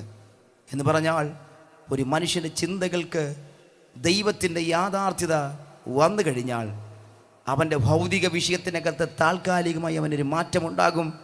പിന്നെ അവൻ ജീവിക്കുന്ന ഒരു ആത്മ മനുഷ്യനായിട്ടാണ്. ഇന്ന് രാത്രി അവസാനമായി നിങ്ങളോട് പറയാനുണ്ട്, സ്നേഹിത, നീ ദൈവത്തെ കണ്ടുമുട്ടി ദൈവത്തെ ആരാധിക്കുന്നതും ദൈവം നിന്റെ പ്രശ്നത്തിന് പരിഹാരകനായി മാത്രമല്ല, മറിച്ച് ഉലകത്തിൽ അവൻ പ്രസ്താവിക്കപ്പെടുന്ന യേശുവിൻ്റെ മാർഗത്തിൽ വിശ്വസിക്കുന്ന നിങ്ങൾ, അവന് വേണ്ടി ആരാധിക്കുമ്പോൾ, അവന് വേണ്ടി ജീവിക്കുമ്പോൾ, പ്രസംഗിക്കുന്ന ഞാനും കേൾക്കുന്ന നിങ്ങളും ഒരു ദിവസം മരിക്കേണ്ടി വരും. ആകയാൽ മരണത്തിനപ്പുറം ഒരു ജീവിതമുണ്ടെന്നും ആ ജീവിതത്തിലേക്ക് സ്വർഗരാജ്യം എന്ന് പറയുന്ന യാഥാർത്ഥ്യമുണ്ടെന്നും ആ യാഥാർത്ഥ്യത്തിലേക്ക് ജീവിക്കുവാൻ തക്കവണ്ണം നിന്റെ ജീവിതത്തിൻ്റെ അവസ്ഥകൾക്ക് ഒരുക്കമുണ്ടാകണമെങ്കിൽ നിന്റെ താൽക്കാലികമാകുന്ന ഭൗതികമാകുന്ന വിഷയങ്ങൾക്ക് എല്ലാം പരിഹാരമുണ്ടാക്കാൻ കഴിയത്തില്ല.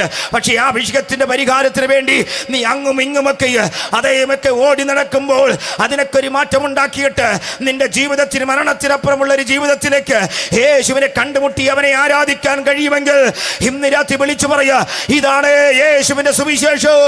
അതേ ഉലകത്തിലെ ജീവിതമല്ല, ഈ ലോകത്തിലെ ജീവിതമല്ല, ഈ ലോകം വിട്ടാലും അതെ അതിനപ്പുറമുള്ള ഒരു ജീവിതമുണ്ട്. ആ സത്യത്തിലേക്കും നിങ്ങളെ മാടി വിളിച്ചുകൊണ്ട്, ആ സത്യത്തിലേക്ക് ഞങ്ങൾ വിളിച്ചുകൊണ്ട് എൻ്റെ പ്രസംഗത്തിൽ ഞാനിവിടെ അടിവരയിടുകയാണ്. ഇത് രാത്രി നിങ്ങളെ കണ്ണുകളടയ്ക്കുമ്പോൾ നമ്മുടെ സ്നേഹിതർ ചില ഗാനങ്ങൾ പാടി ആരാധിക്കും. ഒന്ന് രണ്ട് ചോദ്യങ്ങൾ മാത്രം ഞാൻ ചോദിക്കുന്നു.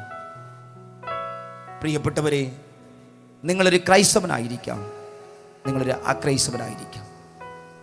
എന്താകുന്നു നിങ്ങളുടെ ചിന്തകൾ എന്ന് പരിശോധിക്കുക. നിങ്ങളുടെ ചിന്തകളിൽ നിങ്ങളുടെ വിഷയത്തിൻ്റെ പരിഹാരത്തിന് വേണ്ടി മാത്രം കാണപ്പെടുന്ന ഒരു ദൈവമാണോ? വിഷയത്തിൻ്റെ പരിഹാരത്തിന് വേണ്ടി ദൈവത്തെ നീ പലപ്പോഴും ഈ വിധത്തിൽ ദൈവം എങ്ങനെ ആയെങ്കിൽ കൊള്ളാമായിരുന്നു എന്ന് പറഞ്ഞ് ദൈവത്തെ കൊണ്ട് ചില പ്രവർത്തനങ്ങൾ ചെയ്യിപ്പിക്കുന്ന പോലെയാണോ? അങ്ങനെയൊന്നും മാത്രമല്ല. ഒടുവിൽ എൻ്റെ പ്രഭാഷണത്തിൽ ഞാൻ അവസാനം കുറിപ്പിച്ചൊരു വിഷയം, ഒരു ഭൗതിക വിഷയത്തിൻ്റെ പരിഹാരത്തിന് വേണ്ടി വന്ന സഹോദരി ആ വിഷയത്തിൻ്റെ പരിഹാരത്തിന് വേണ്ടി മാത്രം നിൽക്കാതെ വണ്ണം അവളെ അറിഞ്ഞ ഒരു യേശുവിനെക്കുറിച്ച് നാട് മുഴുവനും പ്രസിദ്ധമാക്കിയതുപോലെ ഇന്ന് രാത്രി യേശുവിനെ യാഥാർത്ഥ്യമായി നിങ്ങൾ അറിഞ്ഞ് മടങ്ങിപ്പോകണം. എന്താ അതിനുള്ള ഗുണം? അങ്ങനെ മടങ്ങിപ്പോയി നിങ്ങൾ ജീവിച്ചാൽ ഒരു ജീവിതം ധന്യമായി. മരണത്തിന് ശേഷം ഒരു ജീവിതമുണ്ട്. പരിശുദ്ധനെ നിന്റെ നാമത്തിൽ ഈ ജനത്തെ സ്തോത്രം ചെയ്ത് അനുഗ്രഹിക്കുന്നു, യേശുവിൻ നാമത്തിൽ ആമേൻ.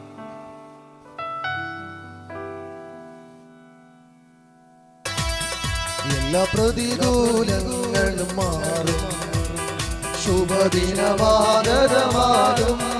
എല്ലാ പ്രതികൂലങ്ങളും മാറും, ശുഭദിനമാഗതമാകും.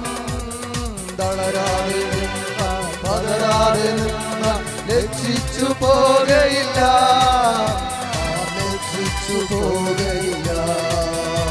ആരുമില്ലാതെ ഏകനാകുമ്പോൾ കൂടെയുണ്ടെന്നരുളിയവൻ, ആരുമില്ലാതെ ഏകനാകുമ്പോൾ കൂടെയുണ്ടെന്നരുളിയവൻ, എന്നെ നടത്തുന്നവൻ, എന്നുമെന്നും കൂടെയുള്ളവൻ, എന്നെ നടത്തുന്നവൻ, എന്നുമെന്നും കൂടെയുള്ളവൻ.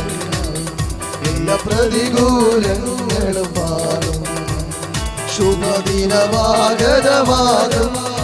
എല്ലാ പ്രതികൂലങ്ങളും മാറും, ശുഭദിനമാഗതമാകും. വളരാതെ നിന്നാൽ പതരാതെ നിന്നാൽ ലജ്ജിച്ചു പോകയില്ല, ലജ്ജിച്ചു പോകയില്ല. വളരാതെ നിന്നാൽ പതരാതെ നിന്നാൽ ലജ്ജിച്ചു പോകയില്ല, ലജ്ജിച്ചു പോകയില്ല.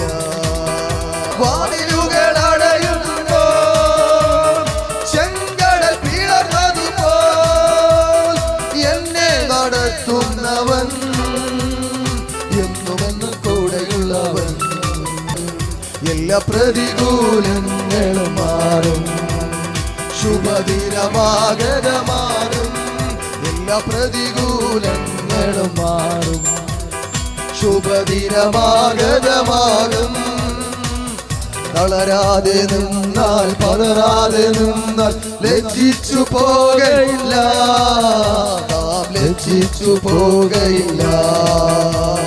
തളരാതെ നിന്നാൽ പതറാതെ നിന്നാൽ ലജ്ജിച്ചു പോകയില്ല, നാം ലജ്ജിച്ചു പോകയില്ല. അനുവദിക്കത്തില്ല. അതിവിശ്വാസത്താൽ തിരിച്ചറിയുന്ന ദൈവജനം അതരം തുറന്ന് കർത്താവിന് മഹത്വം കൊടുക്കട്ടെ. വചനം പറയുന്ന അവങ്കലേക്ക് നോക്കിയവർ പ്രകാശിതരായി, അവരുടെ മുഖം ലജ്ജിച്ചു പോയതില്ല. ഈ എളിയവൻ നിലവിളിച്ച് യഹോവ കേട്ടു, അവനെ അവന്റെ സകല കഷ്ടങ്ങളിൽ നിന്ന് വിടുവിച്ചു എന്ന് തിരുവെഴുത്ത് പഠിപ്പിക്കുന്ന രാത്രി അതരം തുറന്ന് കർത്താവിനോട് പറപ്പാ. ഇന്ന് രാത്രിയിൽ ഞാൻ അനുഭവിക്കുന്ന ചില പ്രതിസന്ധികളുടെ നടുവിൽ, ഞാൻ അനുഭവിക്കുന്ന ചില മാനസിക സംഘർഷങ്ങളുടെ നടുവിൽ ഞാൻ ലജ്ജിച്ചു പോകുവാൻ ഇടവരപ്പെടരുത്. എന്നെ ജയോത്സവമായി നടത്തണമേ എന്ന് നമുക്ക് ഒരുമിച്ച് ദൈവത്തോട് പ്രാർത്ഥിക്കാം.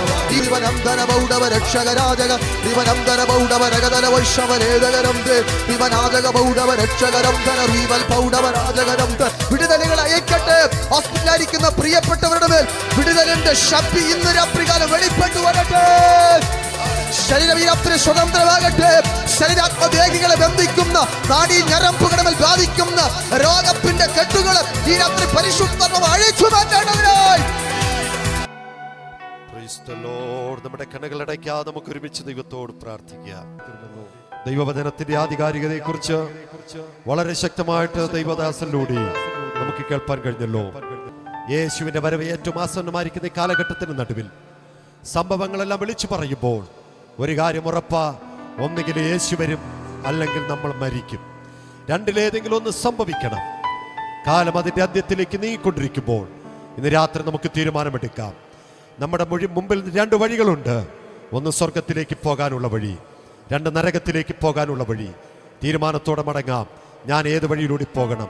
ഏത് വഴിയിലൂടെ പോയാൽ എനിക്ക് നിത്യത കിട്ടും? അതേ നഷ്ടപ്പെട്ടു പോകാതിരിപ്പാൻ, നിത്യതയ്ക്ക് വേണ്ടി ഓടാൻ ഇന്ന് രാത്രി നമുക്ക് ഏൽപ്പിച്ചു കൊടുക്കാം. ദൈവത്തോട് നമുക്ക് പ്രാർത്ഥിക്കാം. എല്ലാ കണ്ണുകളും അടയ്ക്കാം. പരിശുദ്ധനായ ഞങ്ങളുടെ സ്വർഗീയ നല്ല കർത്താവേ, അനുഗ്രഹീതമായ നല്ല രാത്രിക്കായി ഞങ്ങൾ സ്തോത്രം ചെയ്യുന്നു. ഒരു രാത്രിയിലൂടെ ഞങ്ങൾക്ക് ഒരുമിച്ച് ഇവിടുത്തെ പാദപീഠത്തിൽ മുട്ടുമടക്കാൻ സർവശക്തനായ ദൈവം ഞങ്ങളുടെ ജീവിതത്തിൽ ഒരുക്കി വലിയൊരു ഭാഗ്യത്തിനായി സ്തോത്രം. കർത്താവേ, മുറ്റത്ത് കൺവെൻഷനായി ഇന്ന് രാത്രി സമാപന യോഗം ഇവിടെ നടത്തപ്പെടുവാൻ സ്വർഗം ഞങ്ങൾക്ക് തന്ന വലിയൊരു ഭാഗ്യത്തിനായി സ്തോത്രം. കർത്താവേ, ഇന്ന് രാത്രി ദൃശ്യമാധ്യമത്തിലൂടെ ഞങ്ങളുടെ ശബ്ദം ശ്രവിച്ചുകൊണ്ടിരിക്കുന്ന എല്ലാ പ്രിയപ്പെട്ടവർക്കായി സ്തോത്രം. രാജ്യങ്ങളിൽ നിന്ന് ശ്രവിക്കുന്ന എല്ലാ പ്രിയപ്പെട്ടവർക്കായി സ്തോത്രം. ചെറുതു വലുതുമാകുന്ന വിഷയങ്ങളുടെ മേൽ സ്വർഗമോടുന്ന് നീതി പ്രവർത്തിച്ച് അനുഗ്രഹിക്കുമാറണമെന്ന് പ്രാർത്ഥിക്കുന്നു. ഞങ്ങൾ ഒരുമിച്ച് പിതാവിന്റെ പുത്രന്റെ പരിശുദ്ധന്റെ നാമത്തിൽ അനുഗ്രഹിച്ച് മുദ്രയിട്ട് പ്രാർത്ഥിക്കുന്നു. ഇത്രത്തോളം സഹായിച്ചല്ലോ, ഇത്രത്തോളം അനുഗ്രഹിച്ചല്ലോ. ഇപ്പോൾ ഞങ്ങൾ കടന്നു പോകുന്നതിന്റെ സാധ്യത കൊണ്ടിരിക്കണം. ദൂതന്മാരെ കൊണ്ടുപെടുന്ന കാവൽ ചെയ്യണം. പ്രാർത്ഥന യാചന കിട്ടതിനായി സ്തോത്രം. യേശുവിൻ നാമത്തിൽ തന്നെ ആമേൻ. ആശീർവാദ പിതാവായ ദൈവത്തിന്റെ സ്നേഹവും പുത്രനാകുന്ന യേശുക്രിസ്തുവിന്റെ കൃപയും ആശ്വസിപ്പിച്ച് വഴി നടത്തുന്ന പരിശുദ്ധാത്മാവിന്റെ സഹവാസ കൂട്ടമേ കാവലും പിരിഞ്ഞു പോകുന്ന ഓരോ ദൈവമക്കളോടും ഈ കൂട്ടായ്മയോടും ഈ ദേശത്തോടും ഈ ടീമിനോടും കർത്താവിന്റെ രണ്ടാം വരവിൽ ഇരിക്കുമാറാകട്ടെ. ആമേൻ. നമുക്ക് ചേർന്ന കർത്താവിന്റെ കരങ്ങൾ ഉയർത്തി ഹല്ലേലൂയ പറയാം. ഹല്ലേലൂയ, ഹല്ലേലൂയ, ഹല്ലേലൂയ. ആമേൻ. കർത്താവേ യേശുവേ, വേഗം വരണമേ. സമാധാനത്തോടെ കടന്നു പോകാം. സമാധാനത്തിന്റെ ദൈവം നിങ്ങളെല്ലാവരെയും സൂക്ഷിക്കുമാറാകട്ടെ. God bless you.